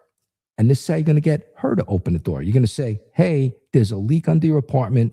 Bernie, so I'm the plumber. Bernie sent me here to figure out what's going on. She'll open the door and do your thing. So I tell him, good, tomorrow morning, I'm doing this. And then he starts talking about an alibi. And of course you need an alibi. He realizes I'm the estranged husband. I'm going to be the first person that the cops are going to talk to. So now I start putting it together in my head exactly how we're going to do this arrest. And I'm going to show up at my shop. The guys are going to see me. It's 15 miles from this scene. So they are going to say, I was over here. I couldn't have done this. Okay, good. So I asked him, and I already knew the answer to this question. And even from driving around with him, I'm like, where's the police station? I already knew where the police station, the North Kansas City Police Department, directly almost across the street from the wife's apartment building. So now it's all coming together for me. I know, and he knows, the police are going to contact him. He's ready for that. Yeah. So I do a little thing that ATF was very fond of doing at appropriate times called street theater, because we want a bad guy to come to an inaccurate conclusion based on accurate information. Sure. So he's ready in his mind that he's going to get called by the police. He thinks I'm absolutely doing this unaliving tomorrow morning. Yeah. So good. And I meet him a second time. He pays me off $3,000. We agreed on $5,000, and he was going to give me $2,500, but he wanted this white situation put on the ground. So I said, give me some. And he's like, I'd have to. I'm like, all right, you're not a white dealer. I'll get my own, but you're giving me an extra $500. So when I meet you in an hour, you give me $3,000, and you can get the other half, mail it to my post office box. We had an undercover post office box at the time. It's like, 1999. We don't quite do that anymore. And he said, oh, yeah, I'll just mail it to you. But this bird brain, what does he want me to do with the money? Half the money I get from the other hitman, half the money and white that I get out of the wife's apartment. Very specific. In other words, I've thought about this like 500 times. Put it all in a Velveeta cheese box, and here's my parents' address. Mail it to my parents' house. And I'm like, you're telling who you believe to be a stone killer from Brooklyn where your parents live and Velveeta cheese box. The Velveeta cheese box, man. That is very specific. Yeah. Don't fuck that up. Okay. So this is what we do, Ron. Oh man. We get the wife in pocket because, Probably that's best to the let right her thing know. to do. Yeah, because, the guy hasn't done it yet, but hey, Yeah. he shows up tonight and does. So we're not taking a chance on that. But John, the bad guy husband, Yeah. does get a phone call from the police, and he says, "John, something's happened to your wife. I'm not talking over the phone. Come to the police station, and we'll sit down and." Oh my God. And he's like, "Oh my God!" Oh my God. So I know he's turning into the police station parking lot. What is he going to see at the front of the building? Crime scene van, yellow tape, cops with clipboards. That's the street theater. That's a street theater. And Right. and he sees that, and he says to yeah. himself, he did it. Yeah. Oh yeah. He skips his way down to that precinct, bro. I mean, Happy as Larry. Yeah, look at this magic show going on over here.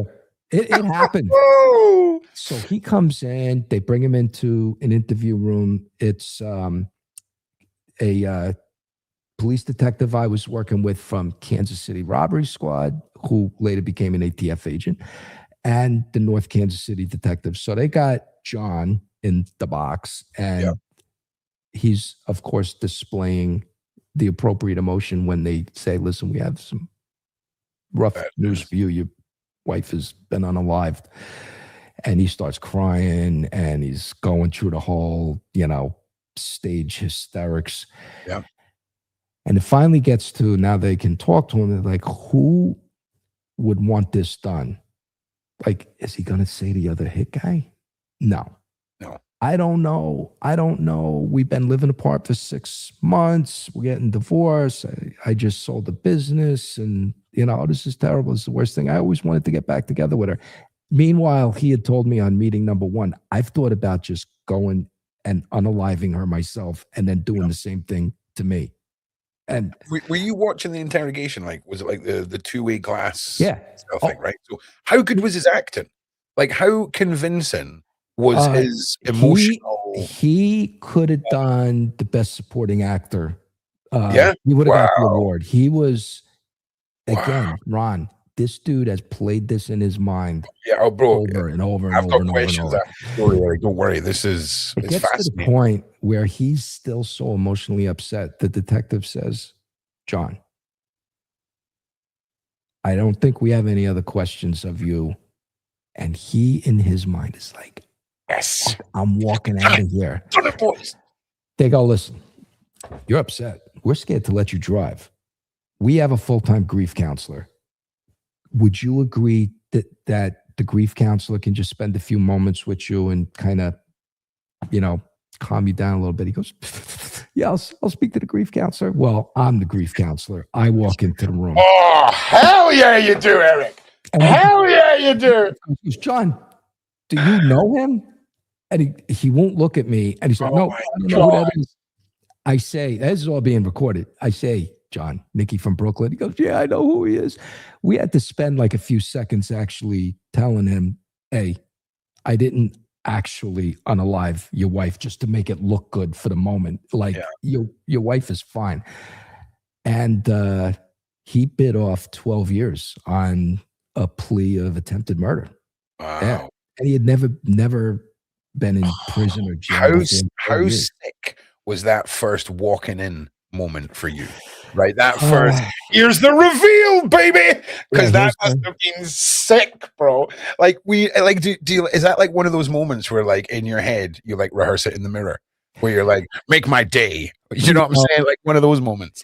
Didn't have to do anything. I will tell you this, and this is a little true. Nah, you practiced in the mirror. I'm not buying it. You did. I'm not buying it.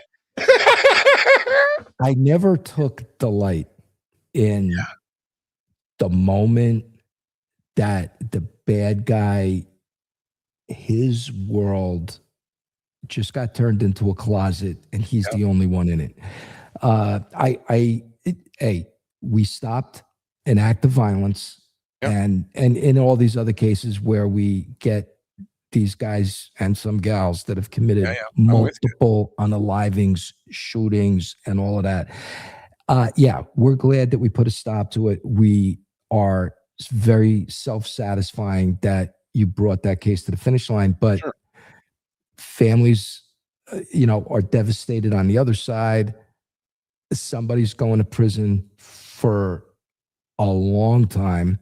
It's you got to be an unemotional component of, hey, this is what I do. This is the vocation. This is the profession.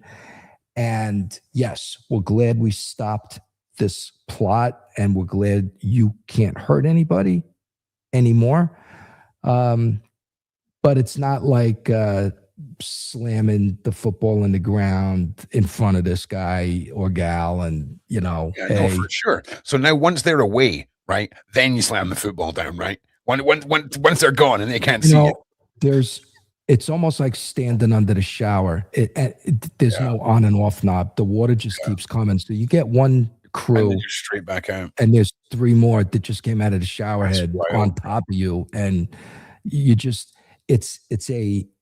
there's almost no time literally to catch your breath. But the other side of the coin is, hey, when I was a little kid, I wanted to play for the New York Jets, because when my dad bought the family car in 1970, we go to the dealership and there's 3 Jets promo night, and my dad buys a car. Mission accomplished. We got 3 NFL guys and this guy bought a car. But I was so impressed talking to these football guys. Yeah. I'm going to be a Jet. And then the realization comes, I'm not fast enough. I'm not strong enough. I'm not tall enough. Not everybody can be a New York Jet, and not everybody can play for ATF. As we say, it is not for everybody. Yeah. It's actually almost for nobody, but the absolute emotionally most stable, the most motivated, the most driven for the mission. Yeah. And there's moments in the career that if you don't have that granite foundation and emotional stability, the things that you'll see that nobody should ever see will crush you. Yeah. Literally, you're gonna have friends that are gonna be killed. You're gonna have friends that are gonna be maimed. You're gonna be dealing with victims regularly that, dad's not coming home anymore. Of course. So you have to, it's not for everybody. Oh. It is not. And more to the point, with undercover work, we say it's a volunteer sport. It's undercover work is not for everybody also. And I did a healthy chunk of it, but the undercover work I did is referred to as quick hitter stuff. It's like 1, 2, 3, 4 meetings, deals, and then the crew's getting taken off, as opposed to a core group of ATF agents that are long-term undercovers, and they're going to be with an organization for weeks, months, maybe more than a year. And that's super dangerous, because you are far from the flagpole on those kind of cases. And as we say, help is not coming. You have to un-F the problem. You got to work the problem. And that is the beauty of those that aspire and do the undercover work, and every other component of being a street agent.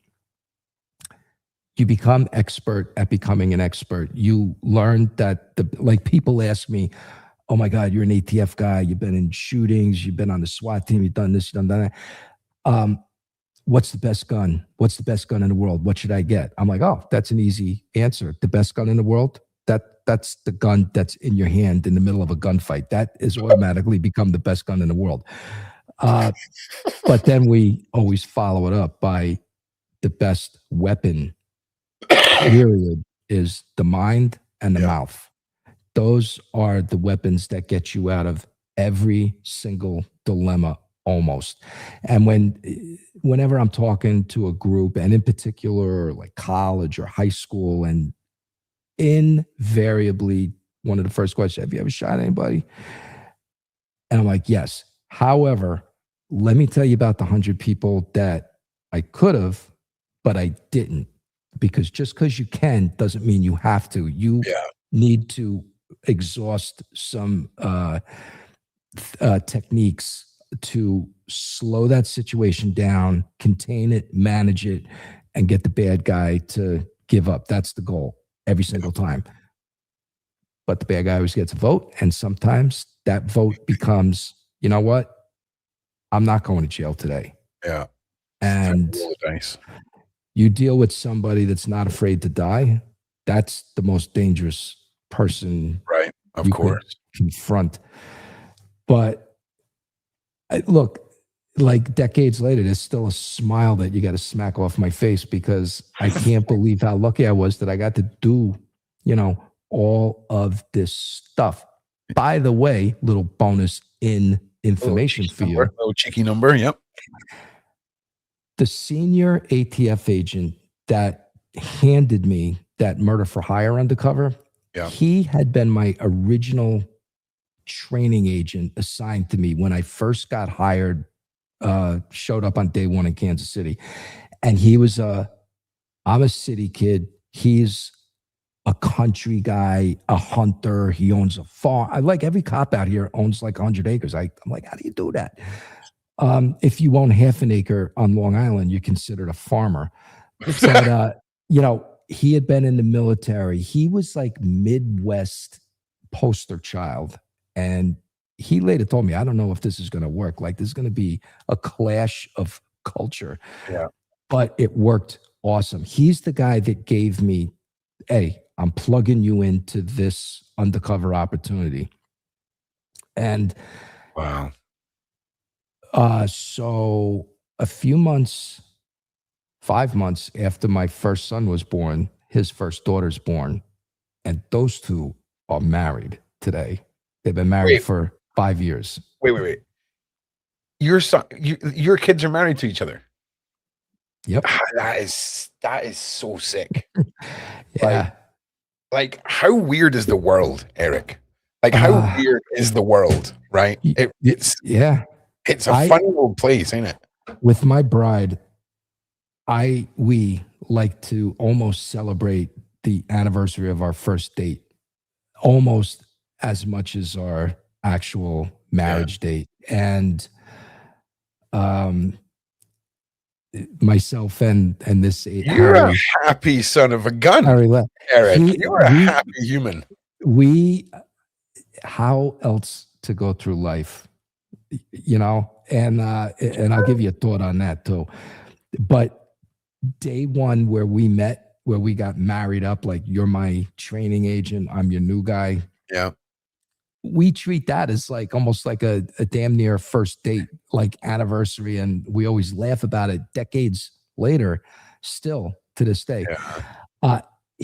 You may find this maybe a commonality in a lot of your interview subjects from the military, law enforcement.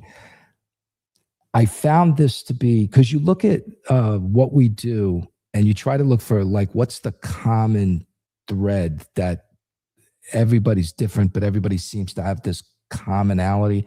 And I found the commonality for the high performing squads that I've been fortunate to lead, been in, co-workers, almost 100% commonality, a very deep religious foundation, and not in your face. I talk about it all the time, kind of religiousness, but a firm, unshakable conviction in the good of man, the resurrection, the promise of eternal life, the belief in God and Jesus and all the rest of it. And that I found almost to the person, 99 out of 100, everybody had that equal belief, almost. Sure. So, and I don't know really if you didn't have some kind of belief system like that, your ability as a human to navigate the horror, the absolute We meet everybody on their worst day. Like when people would complain, oh my God, the public hates us. I'm like, hey, if you want everybody to love you, go be a fireman. Everybody, the firemen show up. The firemen show up to save your house. We show up and somebody's going to prison. Yeah. So or worse. You want everybody to love you, go be a fireman. Yeah, that's brilliant. Yeah, but just the horror of it, and sometimes I'll think about the absolute evil that I've seen one human being willing and actually do it to another human being.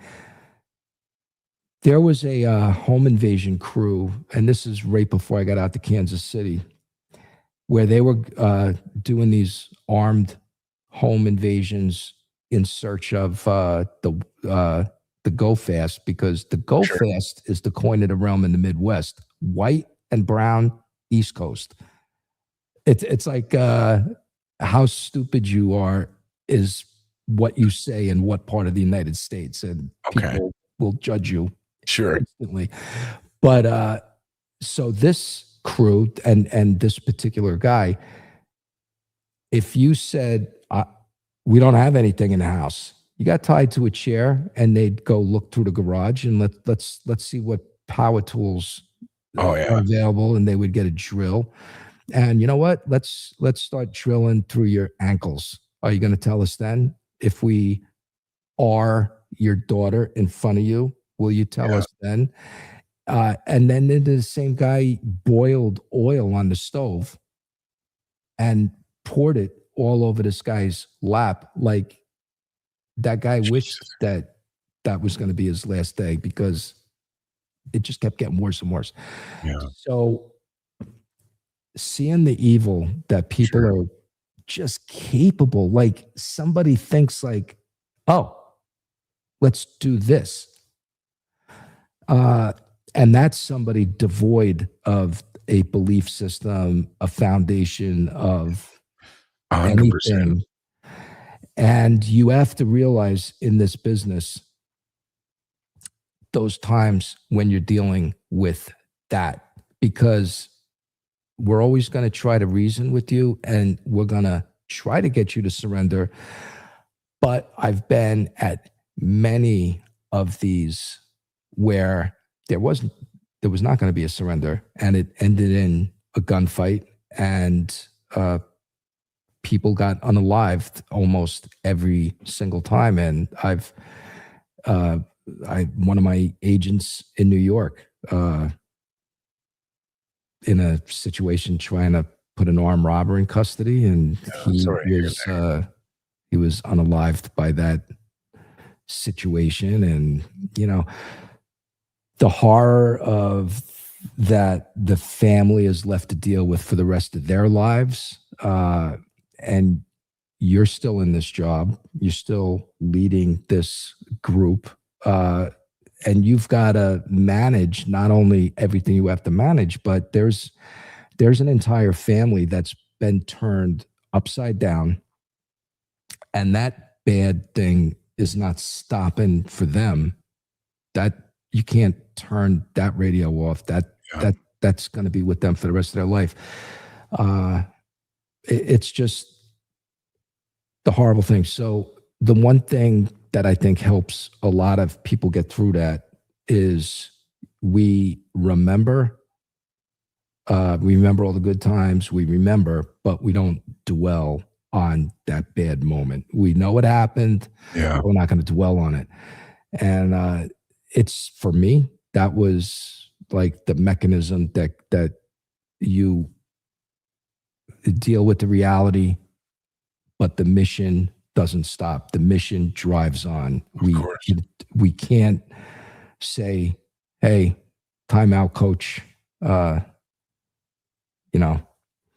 of course. There's no time out to the good people in our countries that are the stop gap between the good people and the really bad people. Of course. That doesn't stop. But having said that, You are 100% correct. It's like, I am a happy guy. I can't believe that I've been able to do what I do and to continue on in retirement. I've been out 7.5 years. I get to pull the curtain back for the public that has no idea. Like when people say, "Oh my God, how'd you figure that out?" Well, here's how we figured that out. Right. And here's the kind of things that we had to do to figure that out. And by the way, there's people out there that do these things. So I really love the audiences that I can get in front of and tell, look, because law enforcement is not on the top 10 list of people that I like. Yeah, I'm like, what happened from when I was a cop? Yep.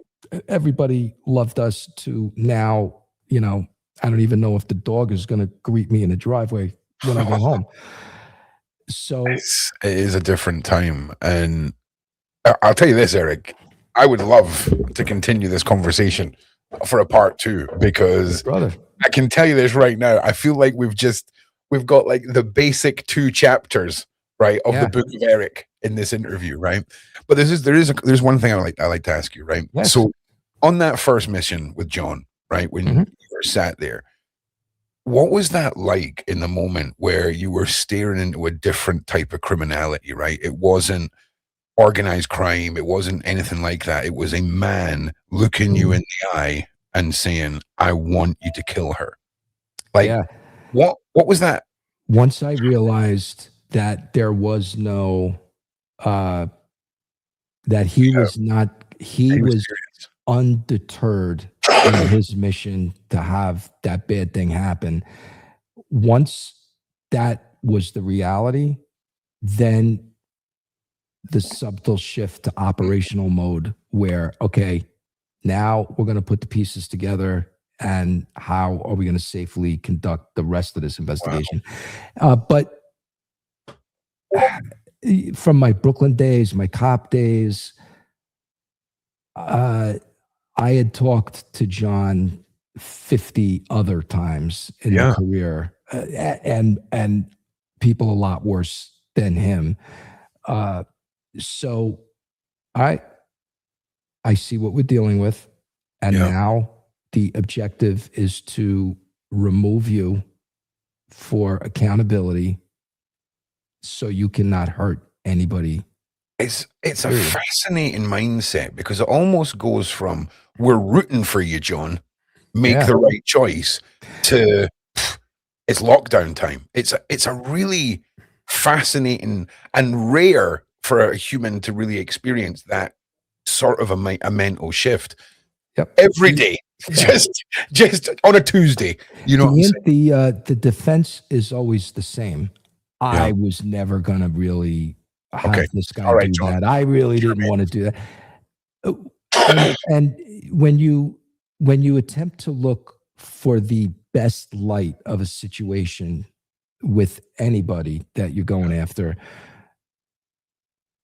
you say that, but yet you did and said all these things. And it's not so much the conversation, because talk is cheap. What did you do to further the bouncing ball down the street? And you did you showed me where she lived, where she worked, where her car, that's her window, here's her picture, that's the bar, here's how I want you to do it, here's how you're going to get in the building, here's how you're going to get her to open the door. It's like you said and did all these things, and you gave me money. You cannot say, "Oh yeah, I didn't mean it." Yeah, John, listen, believe it or not, we've heard this before. Okay, like this ain't the first time. And okay, this is probably the most important question, right? If I'm ever in New York, where do I get a true New York slice? Okay, where's the best slice, Eric? You ask that to 50 people, you're going to get 100 places. Yeah, of course. But I'm going to tell you the unvarnished truth, and it's one place. Okay. Any cop that came from out of town, to work with us. I'm waiting 2 hours to ask you This this, is where Eric. we could have taken these guys to 500 places. They all went to the same place, Grimaldi's Pizza. It's on Front Street. It's almost under the Brooklyn Bridge. Right. And every single day there is a line on the sidewalk to get into this place. Yeah. And it's festival seating. You just, fill up these tables as you go in. And it's an experience, is what it is. Experience. Now, they said, all right, this is such a thing. We're going to open up 5 in the United States. Yeah.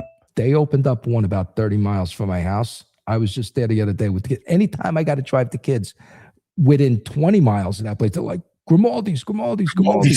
Not only do we get the pizzas that they eat in there, but then they're like, we want to take 4 home. Yeah, we can't come all the way to Grimaldi's, Dad, and not take 4 home. Come on, what are you thinking? The other big thing out here in the Midwest. Yeah. Everybody buys a Black Angus cow, has it raised, slaughtered, and you got a dedicated freezer in your basement. Yeah. And nobody goes meat shopping. You just go to the basement and it's so crazy. I think I was just talking about that today on Discord with my community because of this food, the Food Health Board have just issued a new diet. Eric, I don't know if you've seen this, but oh, bro. So now you're being told that 15 grams of red meat is all you should be eating per day. We're talking, they want to tell you that 1 egg a week is a healthy amount of eggs. They want you eating nothing but grains and wheat now. It's bonkers. The school in a country called Wales, in my country, this year they're rolling out beef mince that instead of being made with beef is being made with crickets and insects. Fantastic. If I'm starving in the middle of Thailand and I need a burger, maybe. Yeah. At least they've got 100 years of making them taste good, bro. This is institutional. You say 15 grams. 2 weeks ago, I had one of my buddies from my squad in Kansas City. He had been shot 6 times on one of our deals, lived, thank God. But we had him and his wife over to eat. And so my 2 kids that I got home, my bride, 2 of them, I got like a 14-pound prime rib. Boom. Put it on the Traeger, slow smoked it. I mean, it was like, boom, restaurant quality. 15 grams. We had pounds, baby. Yeah, exactly. Do you know what I'm saying? Like, it's wild, but it's scary. It's really scary. And this is what there's going to be in prisons, hospitals, schools, all of this. And it's a fun one. The last thing I want to ask you is about the picture frame behind you with all the shiny badges. Is this the career of Eric? I knew I was going to say the only reason I want to ask this is I want to see your face light up when somebody asks you about this, right? Because I imagine this is you in a frame. I can give you the 20-second zoo tour. So with all the badges that when I left the Joint Firearms Task Force in New York City, all the guys and gals gave me that plaque, and it's the ATF badge at the top, and then every badge of who was in the task force. So NYPD sergeant badge, NYPD lieutenant badge, detective badge, state police badge. So that was that. Right above it, right there. I count this as I could have 5 rows of an I love me wall with all kinds of stuff that I got. That really means the most, almost. It's the New York City Police Department Honor Legion full membership. And I was not NYPD. I was detective in a DA's office, but after that 1996 shooting 30 years ago, they came to see me in the hospital. They go like, hey, when you get out of the hospital, you get done with the grand jury and you don't get indicted or arrested, we're putting you in for full membership, which is a big deal because to be not an NYPD member, to get that, Fidelis ad mortem, faithful till death is their motto. It's the oldest unit of the NYPD fraternity or group. or very small collection of people that have been involved in such extreme circumstance Sure. that they get inducted into the Honor Legion. That means almost everything. When I left ATF, I was going to steal the flag on the oak pole with the gold eagle on top, the one that was next to my desk for years, but I said, I'll leave it for the next guy. But it was the first thing I bought in retirement was a flag to go in my office, showroom, podcast studio now. And on this side, when I was on the ATF SRT, the SWAT team, they commissioned an artist to do a pencil drawing of our SRT program, and they put the badge, the ATF agent badge with your badge number on it, the patch of the special response team, and a personalized message from the artist on each one if you were willing to buy it, which I should have bought 20 of them. Christmas presents for everybody that year. But that equally means as much as anything that's here. It's the sacrifice you have to make just to go through selection, to be on the team, to go through the training, to do the deployments, do the operations. Many of them have been shot, injured, killed, horrible. So it's a very elite, small fraternity. And every police department and other federal agency, they're no stranger to the tragedy either. But, you know, I was a part of this outfit, and, you know, those things will pass on to generations of my kids, grandkids, their kids, going on, and that'll mean something. And Ron, unlike generations before mine, before us, I wish I could have a video of my grandfather. Yeah. Like, hey, tell me some stories. None of that. This whole podcast like phenomenon. Yeah. My grandkids yet to be born, they're going to be able to look at all of these appearances, and they're going to be like, hey, the old man actually did something. You know, now he's just sitting in white knee socks at the pool with tuna fish dribbling out of his mouth. But he did something. So, yeah. Bro, it's such an amazing story. And like I say, consider this a part one, because I really want to delve into more. I want to hear more. You're such a great speaker. Thank you very much. Tell your stories. It's captivating. You just draw everybody in. And I can't thank you enough for giving up your time, Eric. I really, I could sit here for another 2.5 hours. I really could. And I just want to say thank you so much for being here. Thank you so much. The honor was mine. And also a big thanks to Sean, a big thanks to Sarah, that, you know, the behind the scenes, and my manager, Destiny Day. I sit in a chair and perform. Destiny and her husband that own the company that manage me, they do everything. They literally sprinkle the pixie dust and make these moments able to seamlessly just Sarah's my pixie dust sprinkler. So we get to sit here and act like it was all our idea, Eric. Do you know what I'm saying? But no, I always say Sarah is the backbone for me, and shout out to Shane and Sean as well. It's a whole team here, but This has been great. Like, honestly, you and I would be getting thrown out of the bar whilst they're cleaning the bar up around us, bro. Like, we'd just be yapping. You know, that's one thing when you're out there and just doing what I did with the people, the time for fun and games is almost never. And the relaxation time almost never. Like, the amount of every family holiday get together, anniversary, destroyed, because when the bat phone rings, I'm like, hey, this is what we signed up for. The bad thing just happened. Somebody, you know, is dealing with horror, and we're going to go in and fix that. So my family has put up with a lot of abuse from the profession that it stole time that you can't get back. But now in retirement, I try to make up and do all that stuff. But I'll tell you this, I promise you this, Ron. Yeah. I've got unbelievable edge of your seat stories. We're not done. I promise you, and I hope that this brings a value to the operation that you and Sean are doing. Of course. And I would be honored to contribute further if there's another time that we can sit down and talk about some more of this absolute craziness.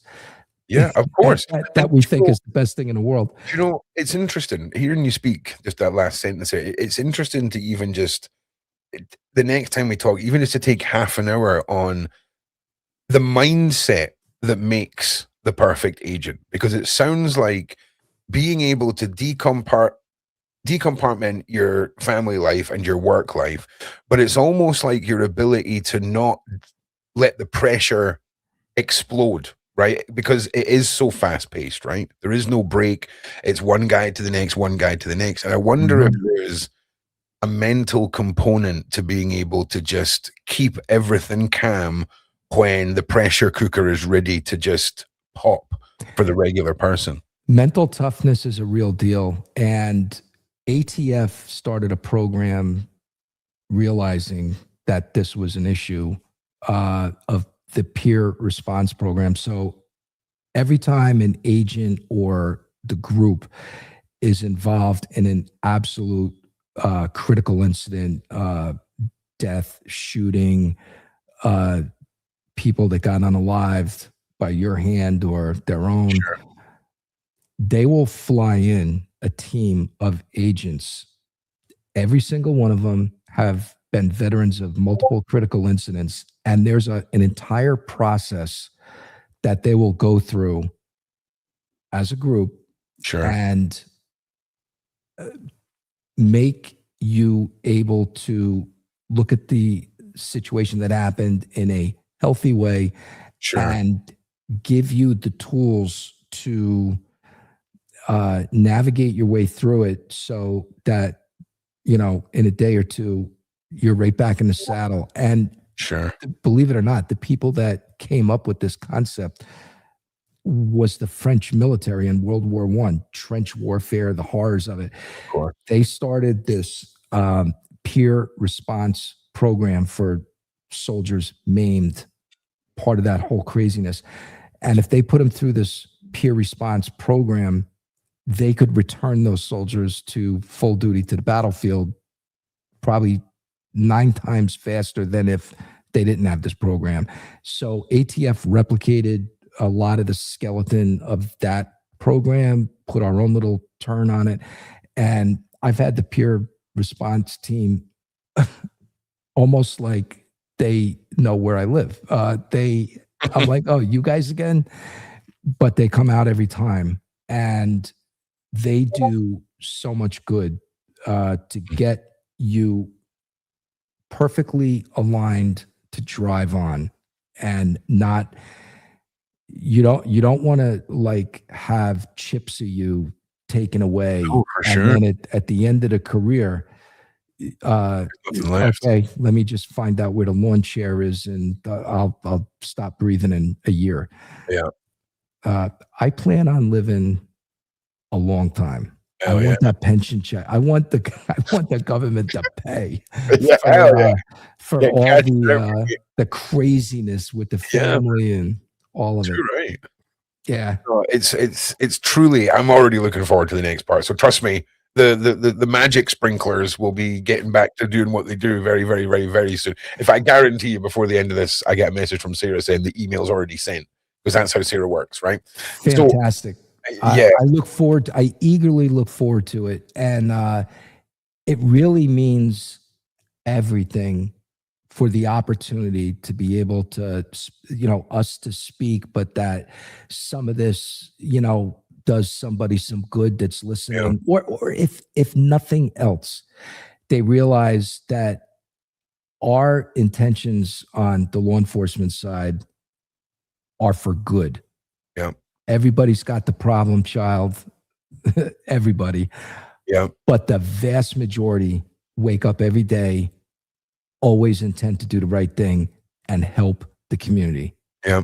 I tell you what, Eric, if there's ever any of your friends who are law enforcement, who may be wounded, not wounded, who've got stories, who can't get onto podcasts, anytime you ever want to come and bring a friend so that they can tell their story, be represented, and give a more realistic overview than how the media tends to frame law enforcement, that just consider that booked any time that you want to do that. I will extend that offer to my as we say, my Gumbada Cheech pal, Brent Cartwright, who was shot 6 times with an AK pistol. And then another one of my guys unalive, the bad guy, but not after he shot a few more of the good guys. Yeah. He would, I don't want to speak for him, but I believe he would similarly eagerly take you up on that opportunity. Absolutely. And him and I are as tight, as you could be without being married. And I'm with you. We knew it was a mind meld almost the first time we met. Like when you meet that like-mindedness. He had been doing an undercover as a city detective in Kansas City, and he did one for my group. I was so impressed with his skill. I literally went up to him and I'm like, you are coming with us. You are going to be on my squad. You're going to do undercovers in my squad. And of course, the city police didn't want to let him go because, hey, when you got top talent, everybody wants. Of course. Ron. Dripping water on the rock. Oh, dripping water. I'm telling you, that is that is seared into my brain now, Eric. Continuous, steady pressure. I got him. It took months, but I got him. And then we had to deal with I got him in my squad, and then he got shot 6 times.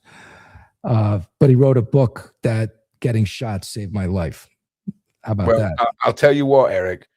This Scotsman, forever, when he ever sees a stone or a rock face that's being carved away, and I'm stood there with someone, I'm going to say, hey, I'm going to tell you a story about this guy called Eric I know, and about steady pressure. And I tell you, mate, that's going to stay with me for the rest of my life, that little story. It really is. God bless you. Thank you so much, brother. Ron. Thank you, Eric, mate. I can't wait for our next adventure. I promise I will curate some. Oh, you're nailing it, mate. You're nailing it. But you got to remember, I'm not your average podcaster. I like to have a conversation with people. I don't just like to cut straight to the re-traumatizing moments in people's lives. Like, I want to hear about the things that light up people's faces about their experience. It's easy to cut to the trauma, but it's not. There's more to people's journeys than just the traumas. And I'm not about pulling people back into the darkness any day of the week, because there's so much more to talk about. But hey, we'll definitely delve into them, because it's an important part of your path. But it's definitely it's been so nice getting to know you. Get your ass to Scotland. That's the first thing. Get your ass, bro. Hey, I'm just saying. My wife, who is, I'm sure, watching this live in the living room in the house. She's a world traveler. And the joke between us is always, we're going to travel the world. I'm like, I'll go anywhere you want to go, as long as I can carry a gun. And she's like, well, that means America. So limited. That's what you are, limited. I'm like, there's a lot to see. But I said, yes, I will travel with you. As a matter of fact, I'll be fine. She wanted to take the family on a cruise with our old neighbors from New York, and he's a retired NYPD guy, his wife, his daughter. The 2 wives knew the instant answer was no, we are not going on a cruise ship. It's like we're going to have like an under siege situation. These 2 gals. Eric, you would love that. I don't know what you'd even predict. If you were on a cruise ship and it was under siege, right? And it was a movie, you are loving that, Eric. Okay. They put a PowerPoint together to sell the trip. Now, we go on a trip. Royal Caribbean, not repping them, but it was. I said, all right, if we're gonna go, it's got to be super expensive to dial out drunks, problems, and everything else. We get on the ship, and my wife goes, the two wives, they go, hey, what do you guys want to do first? They think, oh, let's go get something to drink. No, we're going to go right to the chow hall. We're going to get a butter knife. We're going to sharpen it. We're ready. And we're making shifts. Okay, honey, this is crafts with Eric today, day one, shivs. That lasted 2 hours, and we were in vacay mode after that. It was an awesome experience. I don't know if I'll ever do it again, but it was. Could you see the coastline? Could you see the coastline? As like, were you that far out at sea that you could? Did land ever fully disappear, or could you always see a coastline? They made a few port calls. Yeah. And there were those moments like, they tried to make it when you woke up in the morning, they were pulling into somewhere. It was, and further to lubricate the situation. The wives, they're like, oh, Giulio, my compadre Cheech in New York. Yeah. Giulio, the wife said, and we got each of you the premier premium drink package. You have your own drink credit card. There's 15 bars on the boat, unlimited drinks. I'm like, so of course the first question, how much did that cost? Second of all, sharpen the card into a shiv. We had to drink between us like 20 drinks a day for 7 days to break even, and we did. Challenge accepted, man. Do you know what I'm saying? That's what we're all going to have goals. And that's one that's reinforced by a monetary need to meet those goals. It was a good time. It was just a good time. Nobody got out of hand. No craziness. No terrorists. Yeah. It was good. It was a good time. The same thing. The wife. We've been on like 3 vacations. We went to the DR twice to a resort, and same thing. I got to sharpen up a butter knife on the sidewalk. It's so funny. Like, and the funny thing is I know you're not joking at all. Like, I fully am aware of how serious this is. But man, as to you, my wife goes like, how are you gonna? My bride's like, how are you gonna just live with yourself not being armed for that? I said, well, if something bad happens, there'll be a few guns laying on the floor. I'm sure I'll be fine. Exactly. But you've only got to sneak up on one. Okay, you just got to sneak up on one. Okay, get that MP5, and then we're on. You know what I'm saying? I love the MP5. That was my first long gun on as an ATF agent. That's a good gun. It's a good gun. Look, I float through life. If you can't be good looking, you better be entertaining. You better be funny, a little humorous. Listen, Eric, you've got a good mix of both. You're doing well, son. You're doing well. All right. And honestly, Mrs. Eric, if you're watching, you've picked a good one here. Well, and also let's be honest though, right? Life could have been really different without the support of a good woman, right? Let's be honest, right? We've all had relationships where things have been difficult and whatnot, and it's something that isn't often said enough. Is when you have a supporting partner, how unspoken that contribution can be to the overall everything that's on that wall back there, bro. You know, the day I retired, so when I had my retirement party, sorry to keep it. One more thing, like Columbo here. When I had my retirement party, so before the cast of thousands, and my wife's an attorney, and she was a federal prosecutor at the time, and she had to turn down every promotion opportunity because it's like, hey, you know, somebody's got to get the kids out of daycare. Somebody's got to go to school. Somebody's got to make the lunch. We used to have to like rock, paper, scissors. Who gets to work at night? Yeah. Like, I got to work at night. Yeah. We damn near paid for a new house for the babysitter that we had. Of course. She goes, I just bought a new car. I'm like, yeah, we paid for that. But in my retirement party, I literally, hey, the floor is yours. You get to say, you know, all the things everybody says, not me. I said to everybody here, I have destroyed every like almost family moment, anniversary party, whatever. I said, now I will take over everything that's gone sideways. I got the dishes, the dogs, the lawn, the kids, the sports, I'll do it all. I will bring you delicate pastries to your bedside every morning. Hell yeah.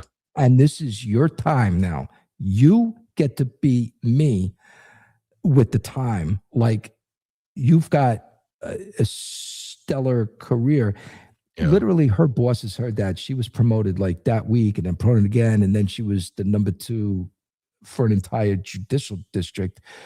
You know, and I gladly did all the things that she had done for years that allowed me to be all I could be. And when you got the right woman, just like you said, the distractions, the little problems, the you know, there's none of that. It just, you got a good situation, and I'm just fortunate. And I told her after our first date, I was convinced. I'm like, I let her out, not even a hug or a kiss at the end of this like stellar date. She goes up the stairs to her brownstone building in Brooklyn, and I just looked at her walking away, and I say to myself, I'm like, I'm marrying her. Yeah, that's the one. I'm marrying her. First date. That's it. Yeah. I'm marrying her. She took like 100 more dates before she got to that point. I feel like that's how every decision in your whole life's been made, Eric. Right? I feel like when you make a decision, that's it. Yep. Yeah. You know what I'm saying? You know what? And that is about 100% accurate. Yeah. Across the board. Steady drip, baby. Steady drip. Steady, continuous. Hell yeah. Steal that. Tell Sarah. Tell Sean.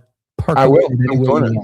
Hell yeah. Well, listen, Eric, it has been a true pleasure. I'm looking forward to the next time. Thank you so much for being here. I know everyone's been completely just captivated by your storytelling, and thank you so much. Looking forward to seeing you again, brother. Thank you so much. Right. Thank you to the mods. Thank you to the Sean Atwood channel. From me, Ron Swanson. It's been a pleasure tonight, guys. I'll see you in the next one. Peace. Oh, Scotland are playing football in 25 minutes. Boston, let's go. Hell yeah. Yes. It's going to be sick, bro.